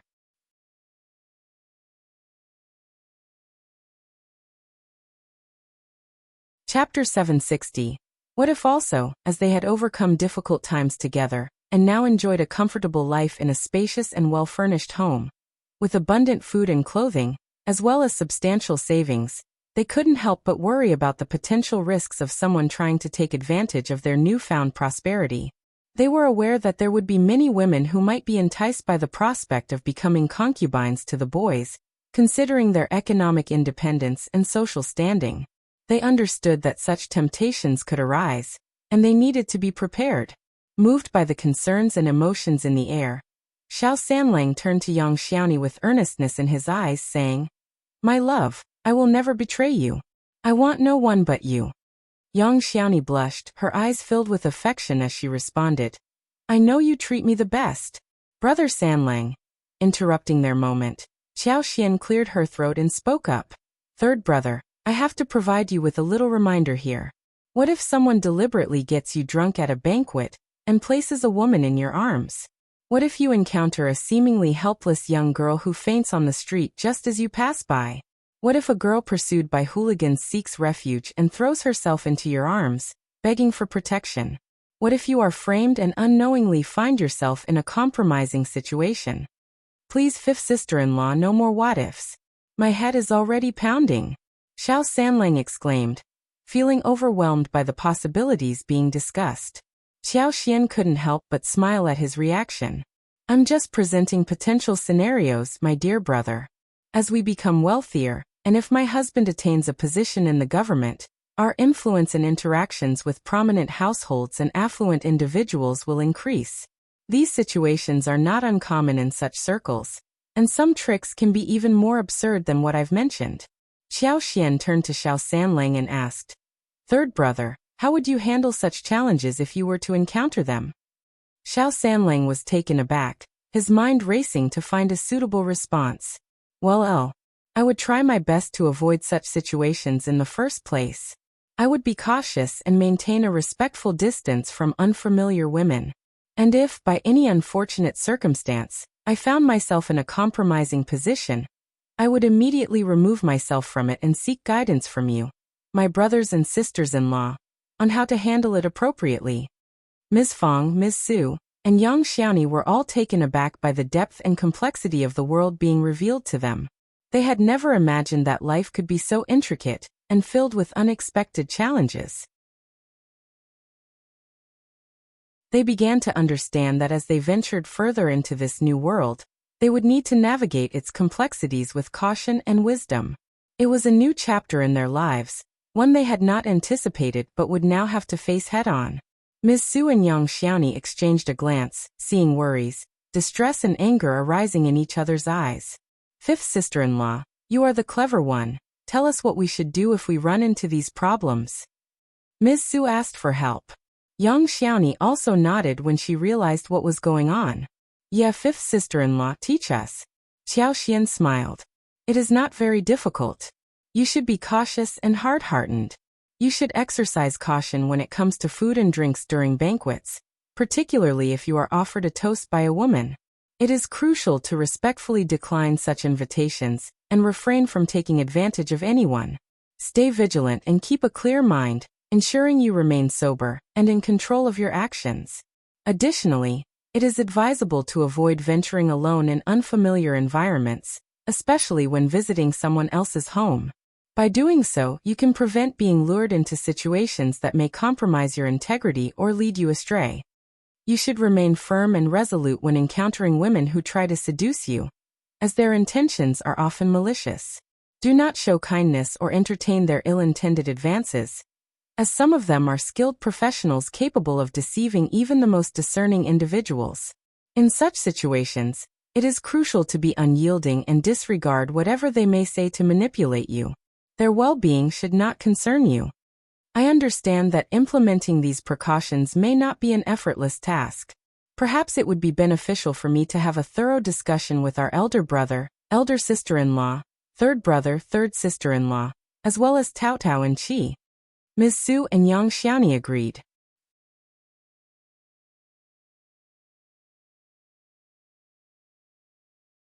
Chapter 761. Preparation MS. Feng agreed and added, "Me and your father should listen to that as well. We have to be cautious and protect ourselves, in case they ruin our family Anduan's future." Ms. Su and Yang Xiaoni felt slightly better and smiled, nodding. Xiao Xian added, "One more thing. If someone sets up our husbands and claims that she is pregnant, then..."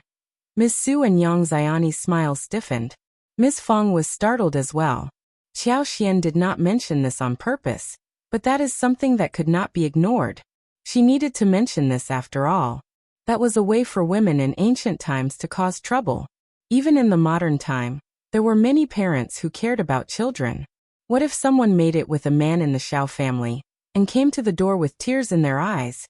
What should they do about it? Who would be so hard-hearted as to drive her away? Even though men might turn her down, yet women of the family might not be able to do so. Otherwise the women would be considered vicious, jealous and not at all understanding, so that their children would not be able to find any marital suitors. Also, in-laws would not tolerate grandchildren to be out on the street like orphans. Xiao Sanlang turned to Yang Xiaoni with sincerity in his eyes. "Darling, I assure you that I will be extremely cautious and vigilant. I will do everything in my power to ensure that I am not set up. You have to trust me." Yang Xiaoni said, "Of course I trust you. But what if you find yourself in a situation where someone tries to manipulate or deceive you?" I definitely won't. What if Xiao Xian found the dynamic between her family members interesting yet slightly irritating? She couldn't help but cast a glance at Xiao Yunduan, who had been quietly listening to their discussion without feeling the need to be warned. Xiao Yunduan confidently interjected, "I won't be set up." He exuded a strong sense of self-assurance in this regard. As Yang Xiaoni and Xiao Sanlang continued their argument, the atmosphere grew tense, leaving Ms. Su feeling overwhelmed and unsure of what to say. Ms. Feng, growing frustrated with the ongoing dispute, firmly interjected, "Enough, both of you. Just stop arguing. If such a situation were to occur, we will ensure the safety and well-being of our children while providing the woman with a suitable settlement. Regardless, we must never allow individuals with ill intentions and a tarnished reputation to enter our home." Ms. Su and Yang Xiaoni felt slightly relieved. "You are right, Mom. We do as you say." "Yeah, Mom is right." Xiao Xian smiled and agreed with her mother. "Mom, you have come up with a good solution. That indeed is the best way to handle such a situation. If it were to occur, the woman should not even be allowed to stay pregnant within our home. We will arrange for a separate small house and have guards to monitor her. Once the child is born, we will take custody of the child, while providing the woman with the agreed-upon financial support. By making it clear to others that we refuse to fall for such tricks, people will think twice before attempting to scheme against us again." "Yeah, that is totally right." Ms. Su and Yang Xiaoni were even more delighted hearing that. "And Feng nodded too." Xiao Xian continued, "In reality, we are discussing these matters as a precautionary measure. If we are vigilant and cautious enough, it is unlikely that such situations will arise. So, elder sister-in-law and third sister-in-law, there is no need to be overly anxious. Ms. Su and Yang Xiaoni felt relieved by Qiao Xian's reassurance. They expressed their gratitude to her with appreciative smiles and nods. Being proactive and discussing these potential scenarios before they actually occurred was crucial. They were thankful that their fifth sister-in-law had brought up these concerns and shared her insights. County Magistrate Qiao had gained substantial benefits after the downfall of the Zhao family. Although most of the Zhao family's assets were deposited into the shared savings and the county's bank.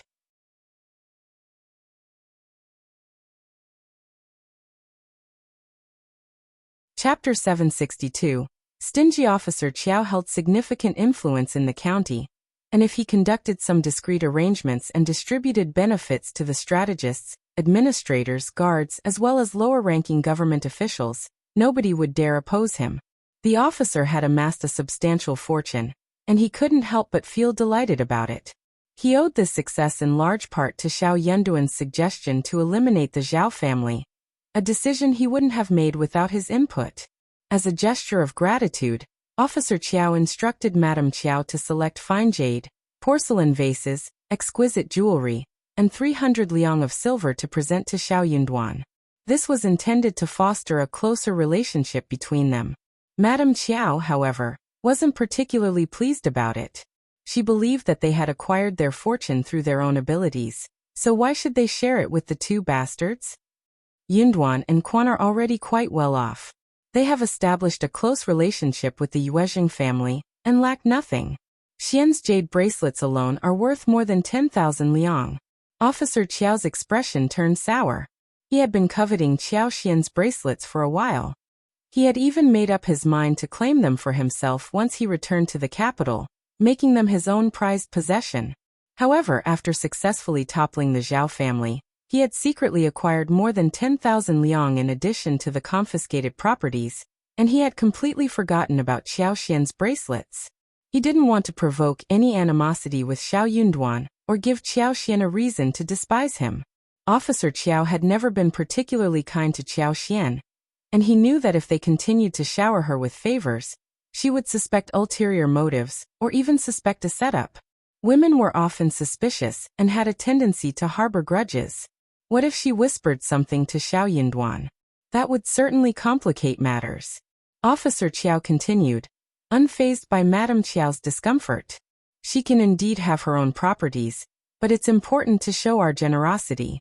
We are fortunate to be wealthy now, so what harm is there in sharing some with them? Let's not be stingy. Yunduan is destined for a bright future, and it's crucial to establish a good relationship with him from the beginning. Otherwise, our gratitude may lose its value if we're even slightly late. Madame Qiao couldn't help but feel even more uneasy upon hearing her husband's remarks about Xiao Yunduan. After all, she had chosen Xiao Yunduan as her son-in-law. Very well, old master. Madame Qiao reluctantly agreed. But please, old master, let's not exaggerate the virtues of our son-in-law. The spring examination has yet to take place, and we can't predict the outcome. Our county is small, and people from humble origins often have narrow perspectives. In any case, he is not superior to our own son, is he? Old master, please don't hold such high expectations too soon. You may end up disappointed, Madame Qiao cautioned, maintaining her stance. While her words held some truth, Officer Qiao couldn't shake off his discomfort. He furrowed his brows and retorted, "Are you determined to contradict me? Let me make it clear. Stop scheming. Xiao Yunduan has no other support. Our task is to win him over and ensure his unwavering loyalty. Don't be so narrow-minded." Madame Qiao felt a surge of irritation, but she forced a smile and reluctantly agreed. They proceeded with the preparations for the gifts, but to their surprise, Xiao Yunduan outright refused to accept them. He stood firm in his decision. He made it clear that he wanted no association with the properties or assets seized from the Zhao family. He even declined any involvement with the stores and fields that were acquired through their confiscated possessions. As a recommended mandate, he had the privilege to purchase land without going through the standard procedures. Xiao Yunduan was adamant that the Xiao family should have no ties whatsoever with the Zhao family, even in the slightest sense. County Magistrate Xiao was left puzzled by Xiao Yunduan's motives. Consequently, his respect for the man deepened, accompanied by a tinge of guilt in his own heart. This son-in-law of his was certainly not ordinary.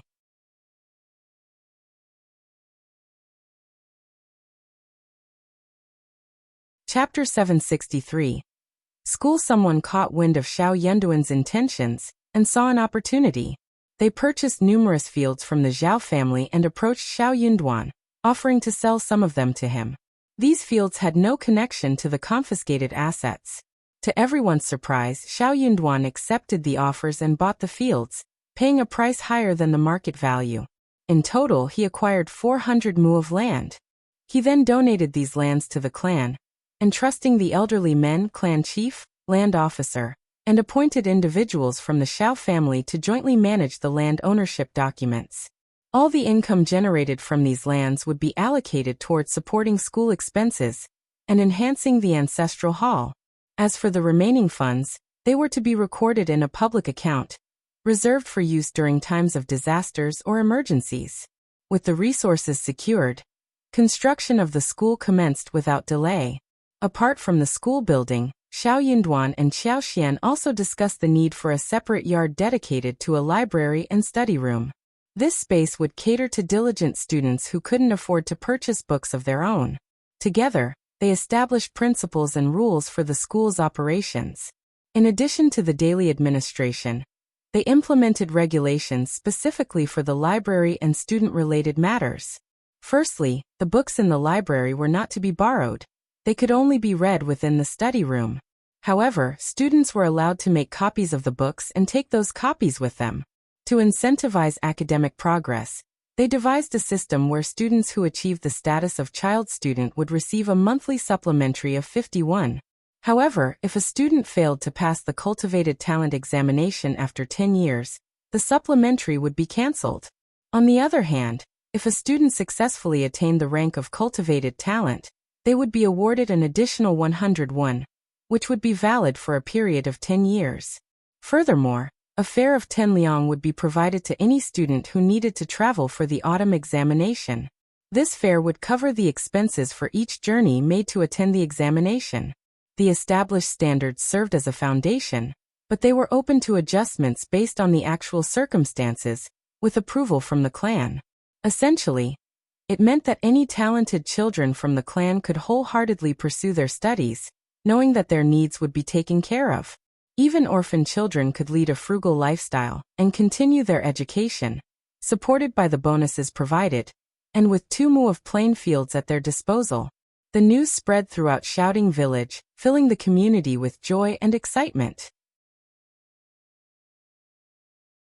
Families, particularly those with children of the right age and sufficient intelligence to become students, rejoiced at the prospect of their children being the first to attend the school. Even families with younger children felt a sense of gratitude and anticipation, knowing that their children would have the opportunity to benefit from the school in the future. Furthermore, the provision of funds for disaster relief added an extra layer of security for the village, ensuring their resilience in times of crisis. It was truly a remarkable development that brought immense relief and gratitude to the villagers. Xiao Yunduan went even further by expressing his intention to acquire additional fields for the clan, recognizing that the initial 400 mu was insufficient. This announcement heightened the village's joy and reinforced the unshakable foundation established by the first section of the Xiao family. While Xiao Yunduan didn't personally engage in the physical construction, he provided the necessary funds, allowing the villagers to mobilize their collective efforts to complete the projects. As the time for cassava harvesting approached, Xiao Xian hired workers to carry out the task. They took great care in preserving the seedlings, ensuring their viability for future planting. Cassava cultivation was relatively low maintenance. Once the stems were cut, they were stacked and stored in a cellar. When needed, they could be easily chopped into pieces and prepared for planting.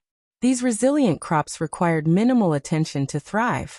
The cassava plants, nurtured by Xiao Xian's exceptional superpower, yielded abundant harvests. Unlike its leafy counterparts, cassava's main produce lay hidden beneath the soil, similar to potatoes and peanuts.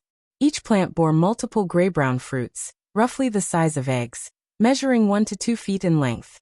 After carefully harvesting the mature cassava, they peeled away the thin layer of taupe skin, unveiling the firm, white flesh beneath.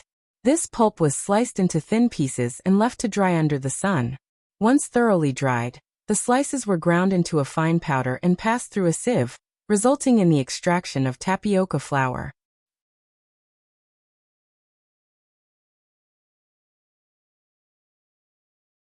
Chapter 764.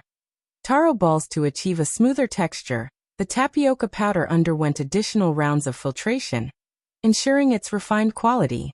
Qiao Xian discovered various creative uses for the tapioca flour. When combined with steamed pumpkins and taros, they crafted delectable taro balls of different colors and flavors.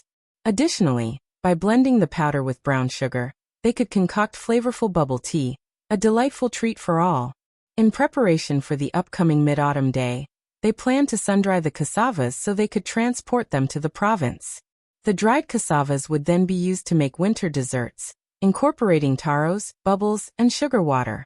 However, a challenge remained. Despite the increased production volume enabled by Qiao Xian's superpower, the total volume was still insufficient. They needed a steady daily supply to ensure that the stock would last until the following year. Nevertheless, they remained optimistic that the situation would improve in the coming year, allowing for greater production and availability. With the arrival of autumn and the colder weather, Qiao Xian decided to hire workers to cultivate more barren land for cassava planting. The villagers were intrigued by the unfamiliar crop and began asking questions. Qiao Xian openly shared her knowledge, explaining the characteristics of the plant and how it should be handled. Whenever someone inquired about cassavas, she would provide detailed information and instructions. One crucial point Qiao Xian emphasized was that fresh cassavas needed to be bleached before consumption to remove toxins. This revelation surprised many, but their interest grew significantly after tasting the delicious cassava-based dishes such as balls, dumplings, steamed pastries, and pancakes. Since wheat couldn't be grown in their region and flour was expensive, cassavas became a viable and economical alternative. The ease of cultivation made it accessible for every household. And within 3 years, cassava plants spread to neighboring villages as well. The powdered form of cassava was nearly identical to flour, making it a versatile and widely used ingredient in various culinary creations. The cassava plants thrived in various types of soil, thanks to Qiao Xian's superpower that facilitated their growth. They adapted well to the local climate and produced larger, more abundant fruits. As the Mid-Autumn Festival approached, it was customary for the villagers to visit the Qiao family and exchange gifts. They also planned to present gifts to the Yuezhing family and Xiejingrong, with the latter receiving gifts on behalf of Yuezhing Shao. Dragon fruits, papayas, pineapples, sugar canes, tangerines, and bananas were all reaching maturity. The first section of the family had already indulged in the delightful flavors of these fruits and praised their quality. The bananas, pineapples, and dragon fruits were especially well received. Qiao Xian carefully selected the ripe fruits as presents for the Yuezhing family and Xiejingrong. Although the quantity wasn't large, the fruits were exceptionally fresh and flavorful. Under First Madam's instructions, Chu Shan was tasked with delivering the gifts along with those from Xiejingrong. Qiao Xian entrusted Chu Shan to handle the transportation of the gifts back to their intended recipients. Qiao Xian made a mental note to bring a larger quantity of fruits on her next visit. The fruits were thriving and possessed a delicious flavor that she was certain would be enjoyed by Yuezhing Shao and the rest of the family. As for the gifts prepared for the Qiao family, they were not particularly extravagant. They didn't include any of the fruits or special plants grown in their garden, such as watermelons or the precious snow fungus, honey, and lipsticks. Instead, they adhered to the traditional practice of purchasing items from stores. However, this time they bought a slightly larger quantity of gifts compared to previous visits, as the Qiao family were aware that they were in a better financial situation.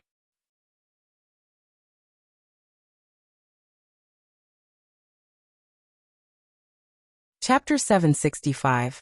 Mid-Autumn Festival Officer Qiao's warm reception, and his enthusiastic greeting to Xiao Yunduan as the best son-in-law, was a noticeable change in attitude. Qiao Xian observed that even Madame Qiao, despite her feigned aloofness, was secretly pleased to receive them, along with the servants. Even concubine Du and Xiao Ko, who had never experienced such treatment before, were included in the warm welcome. Xiao Wei couldn't help but size up Xiao Xian once again. She was adorned in a vibrant water-red satin embroidered with delicate primroses and a butterfly pattern, paired with a light beige thread-stitched long skirt. The ensemble beautifully accentuated her slim and graceful figure. Her ebony bun was immaculately styled, and the elegant hairpin adorned with pearls, pomegranate, and magnolia flowers added a touch of luxury and sophistication. Xiao Xian's elegance emanated not from excessive ornamentation, but from her refined demeanor, exuding a sense of nobility and propriety. Xiao Wei couldn't help but feel a pang of envy. She reluctantly acknowledged that a well-dressed appearance enhanced a person's overall beauty. Seeing Xiao Xian, who used to appear introverted, now radiating with confidence, she couldn't deny the transformative power of clothing. Xiao Wei couldn't help but fixate on Xiao Xian's bracelets once again. Another new pair? She thought to herself. This time, Xiao Xian adorned her wrists with a pair of intricately carved gold bangles, adorned with several lustrous pearls. The oval-shaped gold bracelets featured elaborate floral motifs, intricately sculpted and polished to perfection. Several snow-white pearls, each the size of a thumb, were meticulously embedded throughout the design. The edges of the bracelets were accented with a delicate tortoiseshell inlay, providing a subtle yet opulent contrast to the modest gold hue. While gold bracelets were not uncommon, a pair with such large and exquisite pearls was truly a rare find. First Madam certainly treats you well, sister. Did she gift you these magnificent bracelets too? Xiao Wei asked with a tinge of bitterness, aware that her question was laced with envy. After all, every young girl had a fondness for beautiful, exquisite, and precious jewelry. Xiao Wei, who had recently splurged on some new ornaments from the province, had planned to flaunt them in front of Xiao Xian. However, her confidence waned as she glanced at her own bracelets, which had cost her 1,000 liang after days of pestering her parents. Xiao Xian responded with a gentle smile. Yes, Elder Aunt Yuezhing has always been kind to me. She even wanted to make me her goddaughter, but I declined because I don't believe I deserve such an honor. Nevertheless, she sees me as a good person and treats me accordingly. What? Madame Qiao exclaimed, a pang of disappointment washing over her. Though upon reflection, she realized that Xiao Xian's refusal was probably for the best. Otherwise, she might have become more unruly. However, deep down, Madame Qiao couldn't help but feel a slight sense of injustice based on Xiao Xian's words. Naturally, she assumed that if the first madam wished to accept Xiao Xian as her goddaughter, her own daughter should also be considered.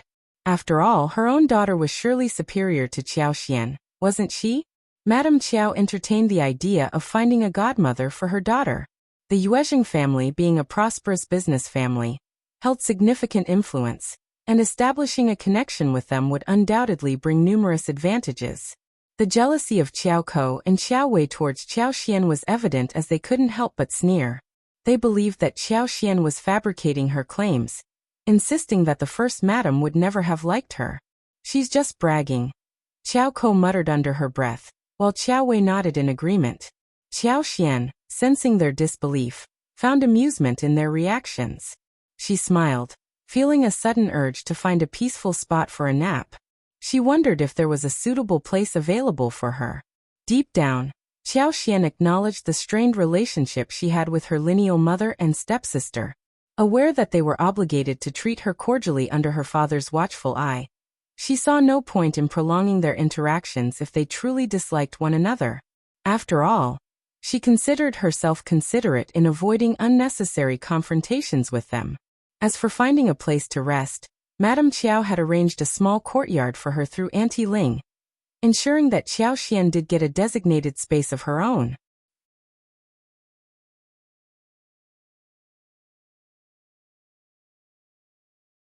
Chapter 766. Forgiveness. But upon hearing Xiao Xian's request, Madame Qiao couldn't help but feel annoyed. She believed that Xiao Xian was being far too unruly. Where did they think they could just take a nap? Did they forget how they used to behave in the past? In her previous days, She would have never dared to make such a request. Although Madame Chiao wanted to give a resounding negative answer, she restrained herself from bursting out in anger. It was fortunate that she was out of sight.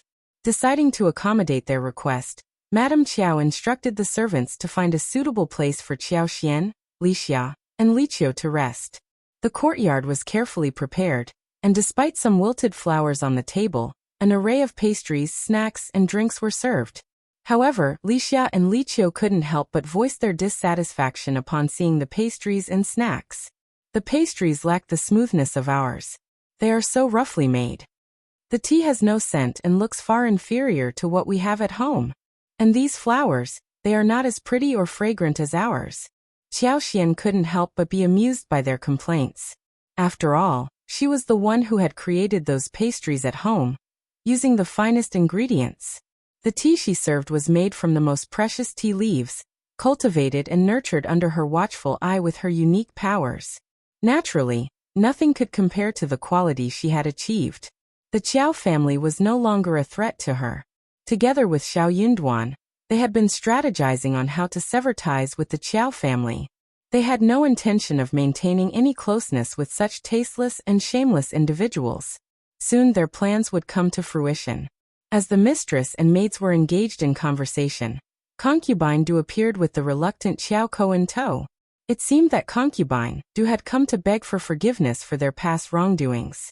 The harsh reality of their lives was evident in the worn-out appearances of both Concubine Du and Qiao Ko.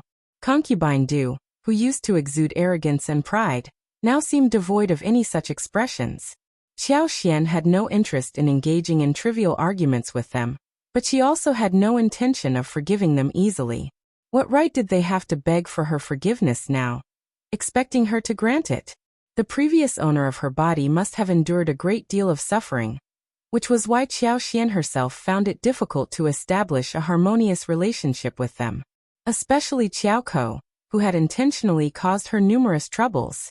You are not in a position to demand forgiveness, and I am not inclined to grant it, Qiao Xian stated firmly. Concubine Du appeared relieved. Second miss, are you saying you have decided to forgive us? Thank you. I'm sorry for the misunderstanding, Concubine Du. The truth is, we have no connection whatsoever. We have never offended each other, nor do we need to seek forgiveness. The best solution is for us to live separately. What are your thoughts on that? Regardless of whether Concubine Du was willing to accept the truth, she was nothing more than a slave to Madame Chiao, bound to carry out her orders regardless of her own desires or dislikes. Rebelling against Madame Chiao's commands was out of the question for her.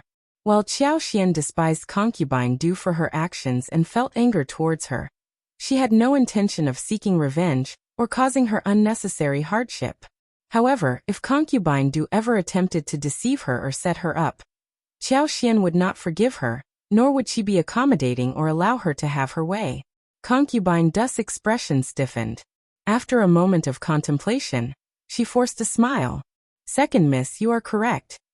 Concubine Du had initially planned to beg Qiao Xian for forgiveness, hoping that if Qiao Xian showed leniency, they could form an alliance. In doing so, she would use Qiao Xian's influence to bring down Madame Chiao, while also gaining personal benefits from the situation. However, Qiao Xian proved unexpectedly difficult to persuade.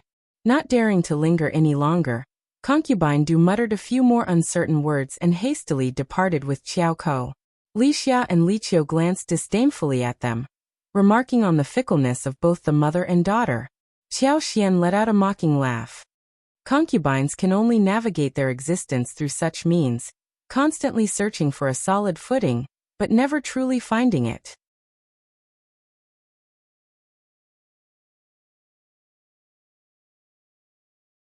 Chapter 767. News disappointed, Concubine Du listened to Qiao Ko's angry outburst. Concubine Du, you expect me to beg her for forgiveness? What a joke. How ironic. Qiao Ko had never dared to utter a word against her in their previous lives. Concubine Du sighed, feeling distressed. I can see the end of my life approaching. I am doing this for your own good. Qiao Ko sneered in response. No thanks. Why not? Concubine Du panicked. Your marriage remains unsettled, and Madame Chiao is taking her anger out on us. Do you honestly think she will find a suitable husband for you once we return to the capital? What about marrying someone here? You are Qiao Xian's sister, and Xiao Yunduan is a recommended man. Any family you marry into would treat you well, because of their connections. Suddenly, the idea seemed appealing to concubine Du. Ah yes. The Yuezheng family would be a good option. What about young Master Yuezheng? Or perhaps, stop it, concubine Du. Qiao Kou's face darkened. I am an unmarried woman, and if you continue meddling in my affairs, I will report to father and Nyather. Stay out of my business. With that, Qiao Kou turned and hurried away. She had no intention of marrying anyone here. The Yuezheng family might be decent, but they didn't compare to the elite families in the capital. Young Master Xie would have been a better choice, but unfortunately, he wasn't present. Moreover, the only way for her to live a comfortable life was by ingratiating herself with Qiao Xian. If she followed this path, she could ensure her happiness. She was going back to the capital to snatch Qiao Wei's marriage alliance, causing both Qiao Wei and her mother to suffer and cry in despair. Concubine Du was taken aback, feeling a mix of anger and disappointment at her daughter's callous words. She was doing everything for Qiao Kou's sake, so why was her own child so heartless toward her? Despite her distress and sadness, concubine Du gathered her resolve once again. She wouldn't abandon her daughter. After all, Qiao Kou was her own flesh and blood. With the funds replenished, Officer Qiao arranged a lavish lunch, aiming to please his daughter and son-in-law. The table was filled with braised abalone, sea cucumber with green onion, and stewed bird's nest, ensuring an extravagant feast for each person. Officer Qiao spared no expense to win the favor of his daughter and son-in-law. Qiao Xian was taken aback. Did her father truly hold such high expectations for her husband? It seemed like a burden and a potential source of bad luck. The lunch appeared to be successful, and soon after, Qiao Xian and Xiao Yunduan stood up, ready to leave. However, Madame Qiao coughed and addressed Qiao Xian. Your mother intends to take your sisters to the province to visit First Madame Yuezheng.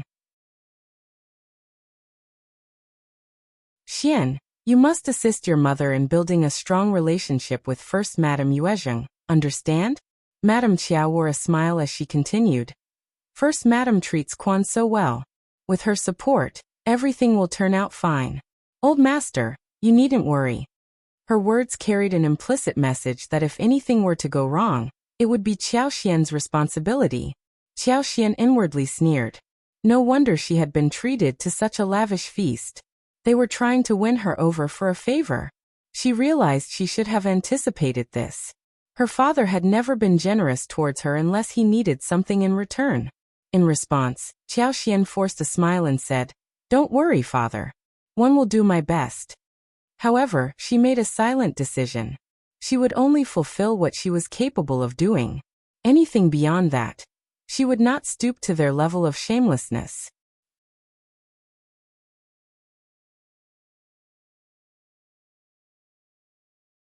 Chapter 768. Looking down, Xiao Yunduan was taken aback by the repulsive proposal put forth by his father-in-law. It was so distasteful that he almost felt physically sick. He had hoped that if his father-in-law treated Qiao Xian kindly, their relationship might not be too strained, or at least remain intact on the surface. It would have been ideal if Qiao Xian had a reputable family supporting her, or at least the appearance of it. He didn't look down on her, and he had no intention of playing any tricks on her. However, he couldn't guarantee that others wouldn't try to undermine her. He didn't want anyone to belittle her or plot against her. When Qiao Xian informed him and her family about the unsavory matters, she should have realized that she needed to be cautious. If he were to become an officer in the future, would there be those who would conspire against her? Knowing she lacked a strong family background? Perhaps he was being overly cautious, but it was better to be prepared for any potential challenges. Xiao Yunduan had not anticipated the selfishness of the Qiao family. They did not deserve the support of Qiao Xian's family. Father-in-law, it's getting late. We should head home, Xiao Yunduan suggested, showing his lack of interest in prolonging their stay. Officer Qiao had intended to share more thoughts with Qiao Xian, but upon noticing Xiao Yunduan's slightly impatient expression, He decided against it and allowed them to leave. Xiao Wei pursed her lips and muttered, "Mom, I don't think second sister is willing to help us. She must hate us, which is why she won't lend a hand."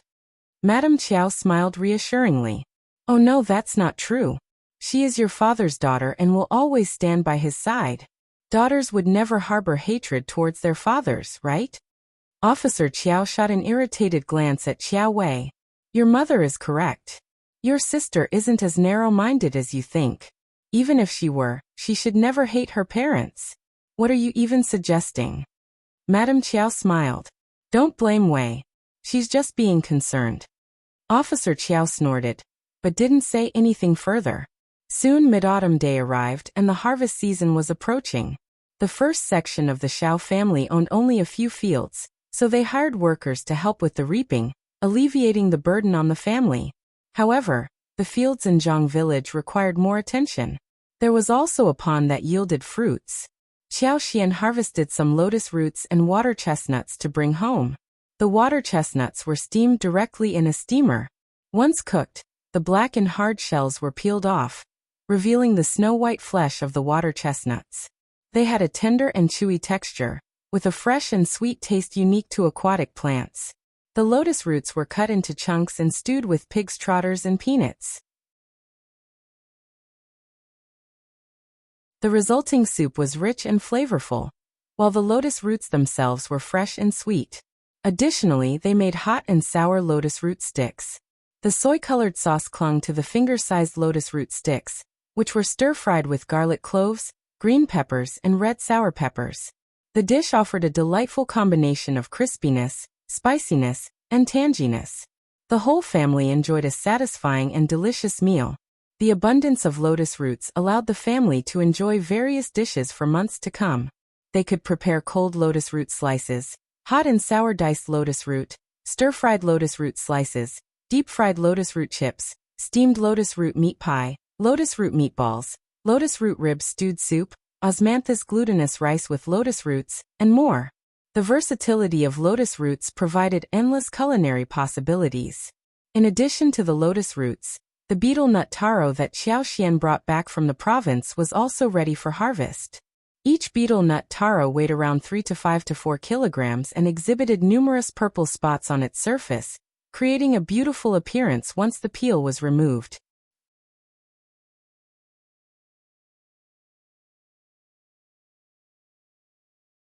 Chapter 769. Not Madame Qiao. The alluring consistency and appearance of the betel nut taro made it a tempting addition to their meals. Inspired by its delicious taste, Xiao Xian decided to cultivate more taro plants to create high-quality taro balls, a delicacy they could enjoy in the future. As September arrived, Xiao Xian began sorting through the items they would bring to the province. They had nearly 100 kilograms of snow fungus and 800 lipsticks, which they intended to take along. Additionally, they planned to bring a variety of harvested goods for First Madam.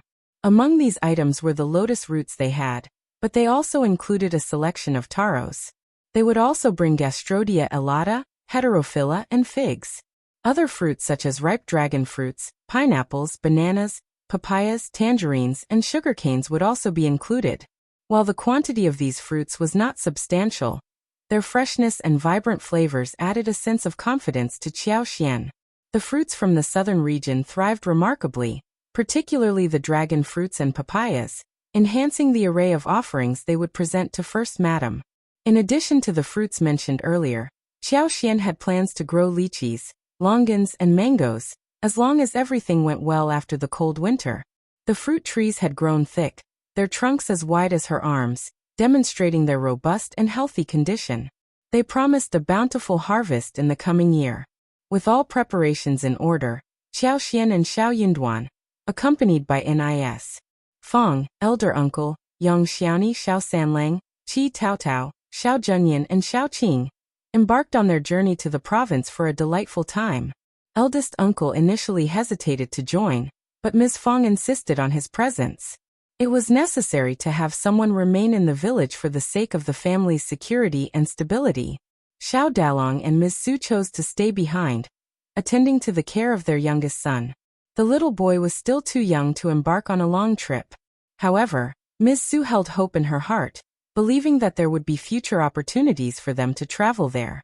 Qiao Xian entrusted the care of Ms. Su to Li Xia and Li Qiu, while Chunyu and Chunfeng accompanied the group on their journey.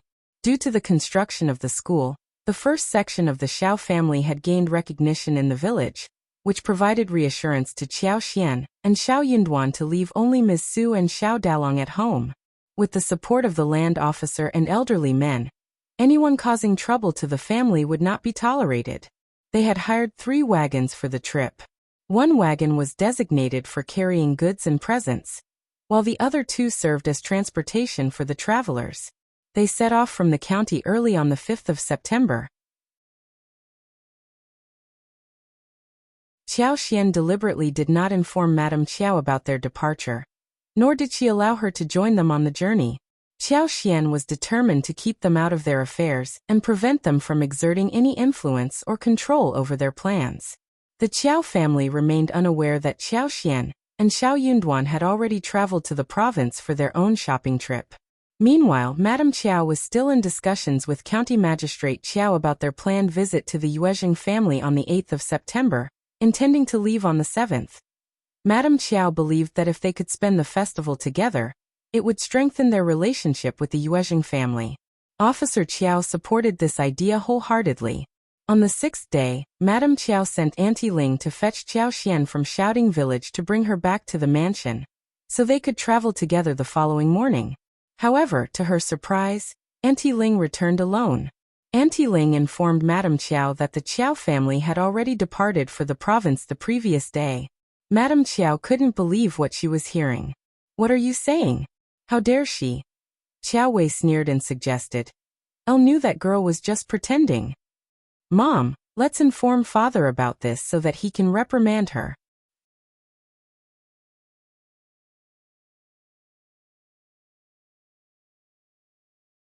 Chapter 770. How dare? Madame Qiao's expression darkened. "Auntie Ling, speak clearly and tell me everything." She needed to inform old master about this situation and understand what was truly happening. Auntie Ling continued. "When I arrived at the house, only Xiao Dalong and his wife were present. I asked them about second Miss going to the province, but Ms. Su claimed she had no knowledge of it. She mentioned that she was occupied with taking care of the children and had no idea about second Miss plans. In fact, she suggested that I ask second Miss directly." Madame Qiao realized that this was part of the plan Qiao Xian had discussed with Ms. Su. No matter who from the Qiao family came asking, Ms. Su was instructed to respond with "Elle don't know" and nothing more. Ms. Su also had reservations about engaging with Auntie Ling, concerned that she might be drawn into something. Therefore, she followed Qiao Xian's instructions and consistently maintained that she had no information. Ms. Su used the excuse of being busy at home to deflect Auntie Ling's probing, and ultimately dismissed her. Auntie Ling, seething with anger, couldn't believe that she had been dismissed by a rural woman. However, she reminded herself that Ms. Su was, in fact, her younger sister-in-law, and as an elder, she shouldn't pry too much into her affairs. Reluctantly, Auntie Ling made her way back home. Madame Qiao was equally frustrated. Qiao Xian must have deliberately done this. Qiao Wei chimed in with a sneer. "Of course. Mom, she puts on a facade of kindness in front of father, but deep down she's not on our side. She still holds a grudge against us. Otherwise, she wouldn't have kept those precious ornaments a secret from us." Qiao Wei couldn't help but feel envious, especially when she thought about the luxurious bracelets adorning Qiao Xian's wrists. She had never seen such extravagant jewelry before, and she couldn't help but wonder how Qiao Xian had obtained them. Madame Qiao sneered in agreement and promptly ordered Auntie Ling to bring County Magistrate Qiao to her room. She needed to discuss this matter with him and find out the truth. County Magistrate Qiao, initially assuming that Madame Qiao had brought up the matter to deliver some greetings from Qiao Xian, was taken aback by her angry outburst. He asked in a cold tone, "Is there a misunderstanding between Madame Qiao?" Let out a sigh and replied, "Old master, Auntie Ling personally went to Shouting Village. There's no room for misunderstanding. It seems that Xian still holds a grudge against us." County Magistrate Qiao's expression darkened further.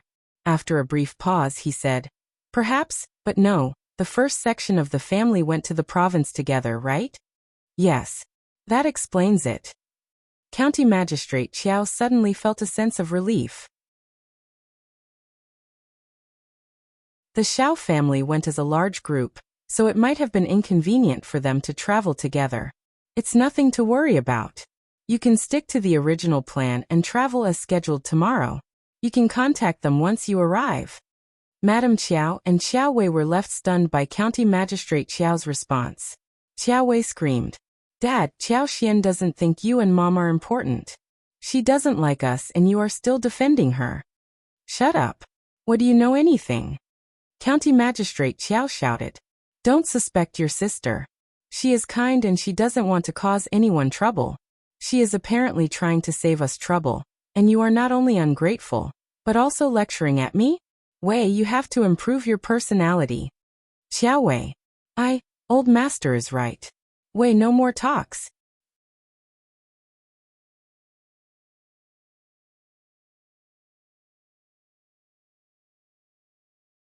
Chapter 771.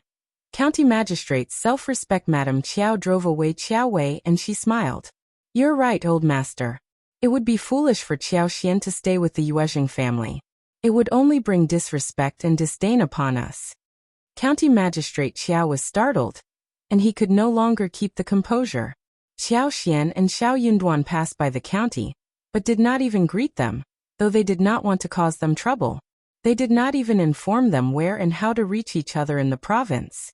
If Xiao Xian went into the Yuezheng family with her whole family, she was just being so rude and she would be disliked. The Yuezheng family would mock them and hate them. First Madam would not like her anymore. How ridiculous. County Magistrate Qiao, however, still tried to self-console. Xian and her husband are still too young to understand what they should do. They may have forgotten to tell us. I think her husband should have the basic rules about how to socialize with each other. They should not just go to the Yuezheng family like this. Go and meet them when you are in province together. If Qiao Xian and Xiao Yunduan were in a good relationship with them, Madame Qiao should have all the reason to visit the Yuezheng family, since she was the lineal mother of the family. Madame Qiao sneered. She had lost interest in the county magistrate's words.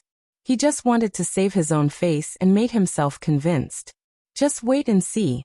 She wondered what made Xiao Xian and Xiao Yunduan so precious that her husband defended them all the time. Xiao Wei felt even worse as her frustration grew. She couldn't help but vent her frustrations to her mother. "Mom, is Dad out of his mind? Xiao Xian, that wretched woman, is playing games with us, and yet Dad still defends her? What on earth has she done to him?" Madame Qiao sneered in response and turned to Xiao Wei. "Wei, I have found a suitable suitor for you. You need to work hard and secure a promising future for your husband, so that you can completely overshadow Xiao Xian."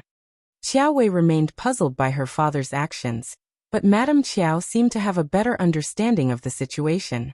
It became clear to Madame Qiao that her husband's favorable treatment towards Xiao Xian stemmed from his belief in Xiao Yunduan's potential for a prosperous future. However, such predictions were never certain. The next morning, Madame Qiao, accompanied by Qiao Wei, Qiao Ko, and concubine Du, embarked on their journey to the province. Madame Qiao always made sure to bring Qiao Ko whenever matters concerning Xiao Xian were involved. When neither Qiao Wei nor Madame Qiao held a proper position, it was Qiao Ko who would be forced to step forward and take charge.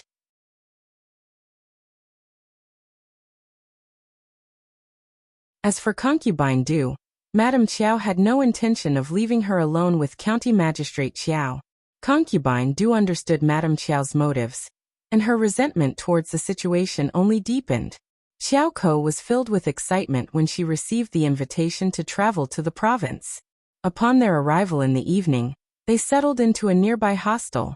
Madame Qiao purposely selected a hostel that was in close proximity to the Yuezheng family. Meanwhile, Xiao Xian and her family had already moved into the mansion located in the alley. The mansion had always been well maintained by the Yuezheng family, and upon learning of their arrival, thorough cleaning had been done to ensure a fresh and welcoming atmosphere. The entire family was in awe of the magnificent mansion. "Wow, this is our house. Oh my God, this is the province we've been talking about."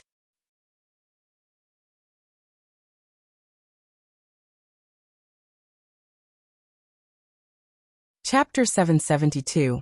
Treatment. Fifth brother and fifth sister-in-law are so incapable. I would never have gotten such a huge house in the province. Qiao Wei exclaimed. Xiao Xian smiled and replied, it's all thanks to the support and opportunities given by the Yuezheng family. We are truly fortunate. This is such a great place. We will stay here for a few days and learn about the world. Madame Qiao added with excitement. The family chit-chat and explored their surroundings, growing more fascinated by the minute. Xiao Junyan and Xiao Qing, initially reserved, gradually loosened up and began to have fun in the garden, watching the fish in the pond from the railing. Xiao Sanlang and Yang Xiaoni were equally amazed and delighted by the mansion. In the evening, Xiao Yinduan arranged for a table of dishes to be delivered from a nearby restaurant. The whole family enjoyed a delicious meal together, engaging in lively conversation about their plans for sightseeing and entertainment. The atmosphere was joyful and animated. Upon their arrival, Xiao Xian wasted no time and immediately sent a letter to First Madam to inform her of their presence in the province. The following morning, Xiao Xian took the girls of the family and visited First Madam. First Madam was overjoyed to see them all. She warmly welcomed them and made sure they felt comfortable. During the visit, First Madam arranged for the girls to meet Madame Yuezheng. They exchanged pleasantries and had a pleasant conversation before returning to their respective residences. In the past, First Madam had refrained from introducing Xiao Xian to Madame Yuezheng, considering the scandal involving Ms. Mi Jr. and her daughter. Madame Yuezheng had declined Xiao Xian's visit at that time, but circumstances had changed. With Xiao Yunduan's status as a provincial champion, Madame Yuezheng had to receive his mother and wife with respect. Therefore, Madame Yuezheng not only treated them with politeness, but also prepared valuable gifts for the children. Even Ms. Mi Jr. dared not mock Ms. Fong in this new situation. Unaware of Ms. Mi Jr. and Madame Yuezheng's previous attitudes towards Xiao Xian, Ms. Fong believed that their friendly behavior was genuine. She praised the Yuezheng family for their impeccable manners, in stark contrast to the Zhao family. Deep in thought, Xiao Xian pondered the ancient belief that education and social status were highly valued. Having knowledge and a respectable name allowed one to escape being treated as low class in society. Many people, driven by the benefits of achieving a higher rank, dedicated themselves to studying and obtaining such positions. Upon returning to First Madam's residence, First Madam greeted them with a warm smile. Ms. Fong, nieces and nephews, please make yourselves at home. Don't feel restrained. I want you to know that I truly cherish Xian. I have always regarded her as my own daughter. Let's strive to foster a harmonious relationship and be at ease with one another. Everyone felt at ease and smiled, relieved by the welcoming atmosphere. First Madam's straightforward personality resonated well with Ms. Fong, who was known for her open-mindedness. They engaged in pleasant and cheerful conversations, creating a more relaxed atmosphere compared to their time at Madame Yuezheng's residence. Xiao Xian and her family stayed for lunch before bidding farewell to First Madam. However, First Madam extended an invitation for them to spend the upcoming double 9th day together. She mentioned arranging wagons for them to enjoy a half-day trip in the mountains. Delighted, Ms. Fong smiled and accepted the invitation. Upon returning to their own house, First Madam sent a few individuals to deliver food and essential items. She reassured them that they could always seek assistance from her, emphasizing that it was preferable to obtain supplies from them rather than purchasing them in the market. Grateful for the kind gesture, Ms. Fong expressed her appreciation and accepted the offer. In the afternoon, Yuezheng Xiao eagerly joined in the task of unpacking and organizing, excitedly handling the snow fungus, lipsticks and dried cassavas.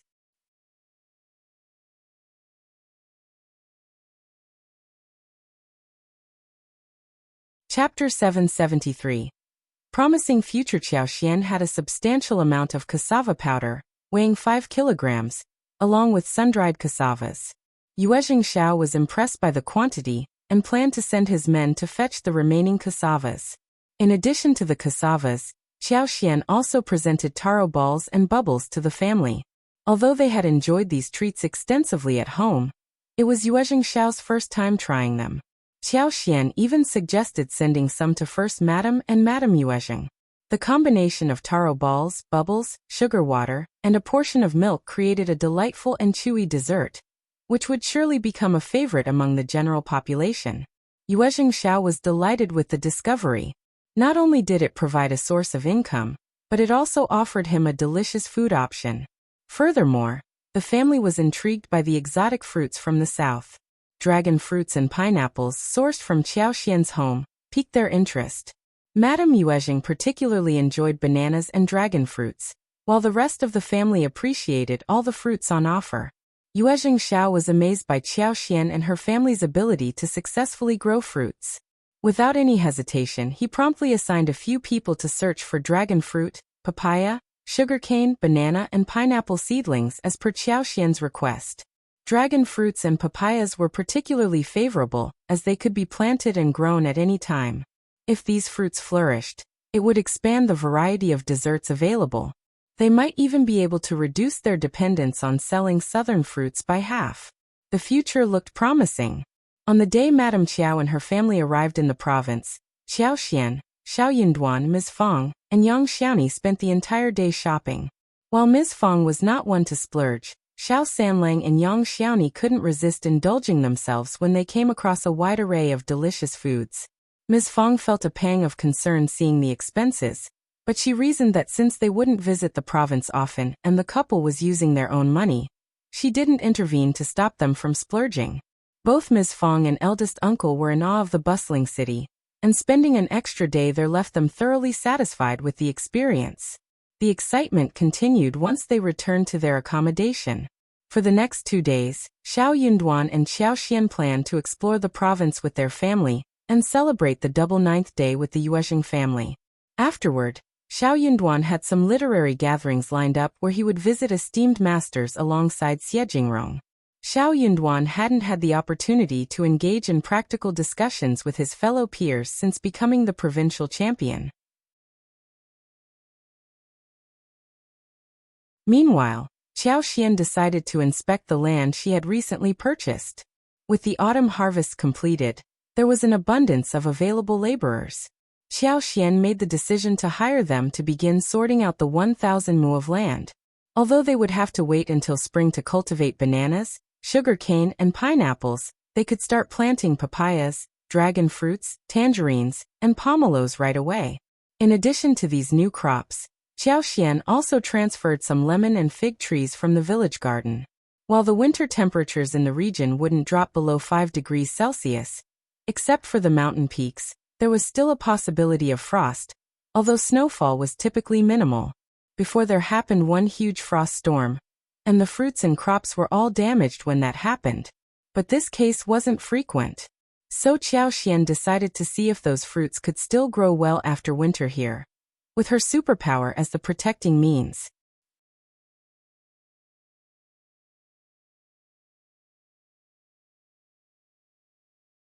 Chapter 774. Fighting forward. As long as the plants managed to survive the winter this year, the following year wouldn't pose a problem either. Rather than relying solely on supernatural powers, she sought assistance from Yuezheng Xiao to gather a significant amount of straw. This way, when the temperature dropped, she could cover the tree roots with straw to keep them warm. Additionally, she planned to create smoke in the vicinity to protect the fruit trees from frost damage. Qiao Xian had meticulously prepared for this situation. A day prior to the double 9th day, when Qiao Xian and Xiao Yunduan were exploring the city with their families, the first madam received a letter from Madame Qiao. In the letter, Madame Qiao acknowledged herself as Qiao Xian's mother and expressed gratitude to the first madam for taking care of him. The first madam couldn't help but chuckle. Madame Qiao is quite an interesting character. Auntie Hua found this revelation equally surprising. She smiled and remarked, "I'll wonder if she's aware that Mrs. Xiao and her entire family are already present in the province." The first madam entered a contemplative state. Qiao Xian had never mentioned anything about Madame Qiao's visit, and the first madam had displayed no interest in meeting her. The Yuezheng family held considerable influence and had no need to associate with a county magistrate. Madame Yuezheng, as the esteemed guest of a high-ranking official's wife, surpassed Madame Qiao in every aspect. The first madam had the choice to either receive her visit or decline it. "Auntie, Would you mind visiting Xian and inquiring about her thoughts on the matter? Essentially, this meant that if Qiao Xian desired any form of retribution, the first madam would support her.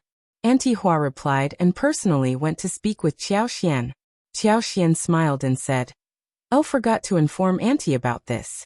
My lineal mother did suggest that I visit Auntie together with her, but I chose not to and ignored her request.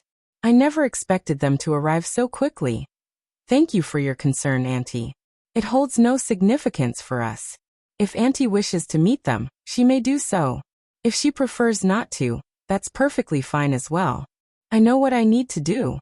Qiao Xian had already thought about what to say to Madame Qiao when she inquired why they weren't traveling together. Her intention was to demonstrate to Officer Qiao that they were not mere puppets controlled by his strings, obligated to obey his every command. If Officer Qiao couldn't tolerate it, Qiao Xian secretly wished for a confrontation.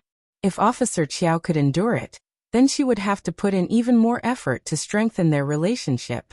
Auntie Hua understood Qiao Xian's point. She nodded and asked, "What will you say if she asks whether you're here?" "Auntie, you can tell her whatever she wants to hear.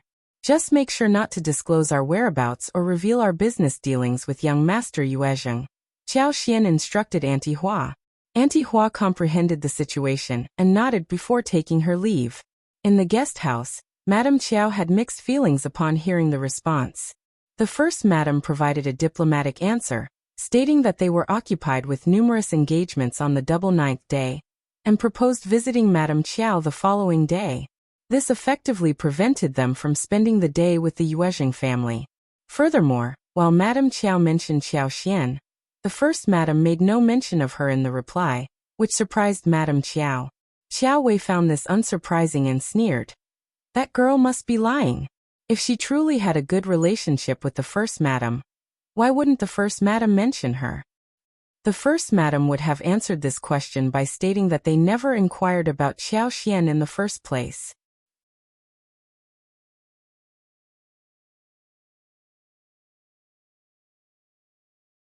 Chapter 775. Visiting Madame Qiao. Having received a response that only expressed gratitude for taking care of Qiao Xian, and nothing more, refrained from adding any additional information herself, Madame Qiao pondered aloud. But if she's lying, where did she acquire the funds for such expensive jewelry? Qiao Wei was at a loss for words. They had never possessed anything valuable like those ornaments, yet they could discern that none of them were counterfeit. "We'll find out when we meet the first madam. Unfortunately, we won't be able to spend the festival with the Yuezheng family." However, Qiao Wei found solace in the thought that Qiao Xian must be in a similar situation to theirs. Their objective had been to spend the day with the Yuezheng family in order to forge a closer bond. Regrettably, that goal remained unfulfilled, leaving them feeling greatly disappointed. On the day of the Double Ninth Festival, the first madam and Yuezheng Shao extended an invitation to the first section of the Shao family to join them on a wagon ride outside the city. NIS. Jean had made all the arrangements in the abbey early in the morning. Surrounded by mountains and rivers, the abbey had been adorned with an abundance of specially cultivated chrysanthemums. Outside the abbey, wild chrysanthemums in various shades of light purple, yellow, and white blanketed the mountains and plains, creating a stunning and captivating sight in this autumn season. Yuezheng Shao took Xiao Yunduan and his father for a tour outside, while the first madam accompanied Ms. Fong, Qiao Xian, and the other girls on a mountain excursion. While mountains were a common sight in the countryside, the view here at the abbey was distinct and carefully chosen by the Yuezheng family. The mountain path had been well maintained, with numerous flowers and trees planted for people to admire. Along the way, several pavilions provided resting spots.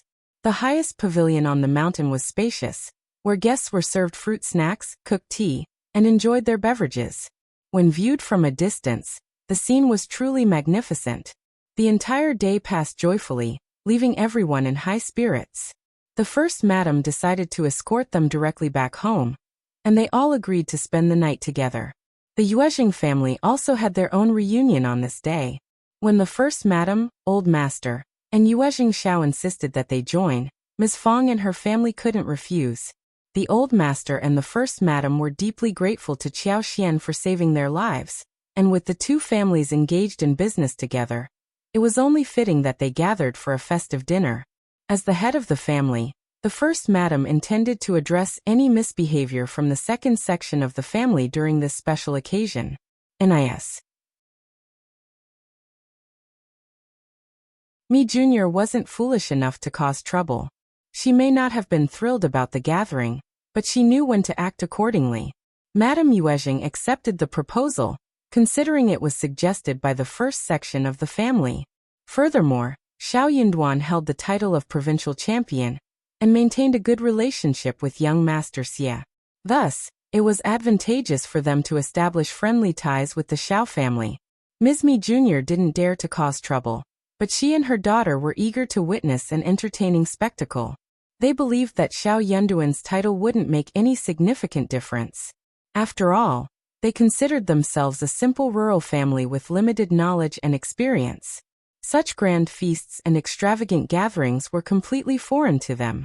They were certain to become the subject of ridicule and mockery.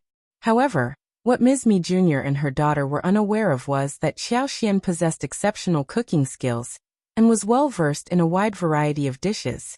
She had never been hesitant to share her culinary creations with her family, who had enjoyed a diverse range of delicacies. While the county may have had limited ingredients, the province offered a wide selection. Xiao Xian and Xiao Yunduan always made sure to bring an abundance of ingredients back home during their visits. You're tuning in to the Li Mei's Wuxia Whispers YouTube channel. We're so grateful for your support, and don't forget to subscribe to join us on this incredible journey through captivating stories. Your generosity through donations truly makes a world of difference, as it's the primary source of revenue that allows me to expand and enhance this channel for you. Thank you from the bottom of my heart for being a part of this adventure.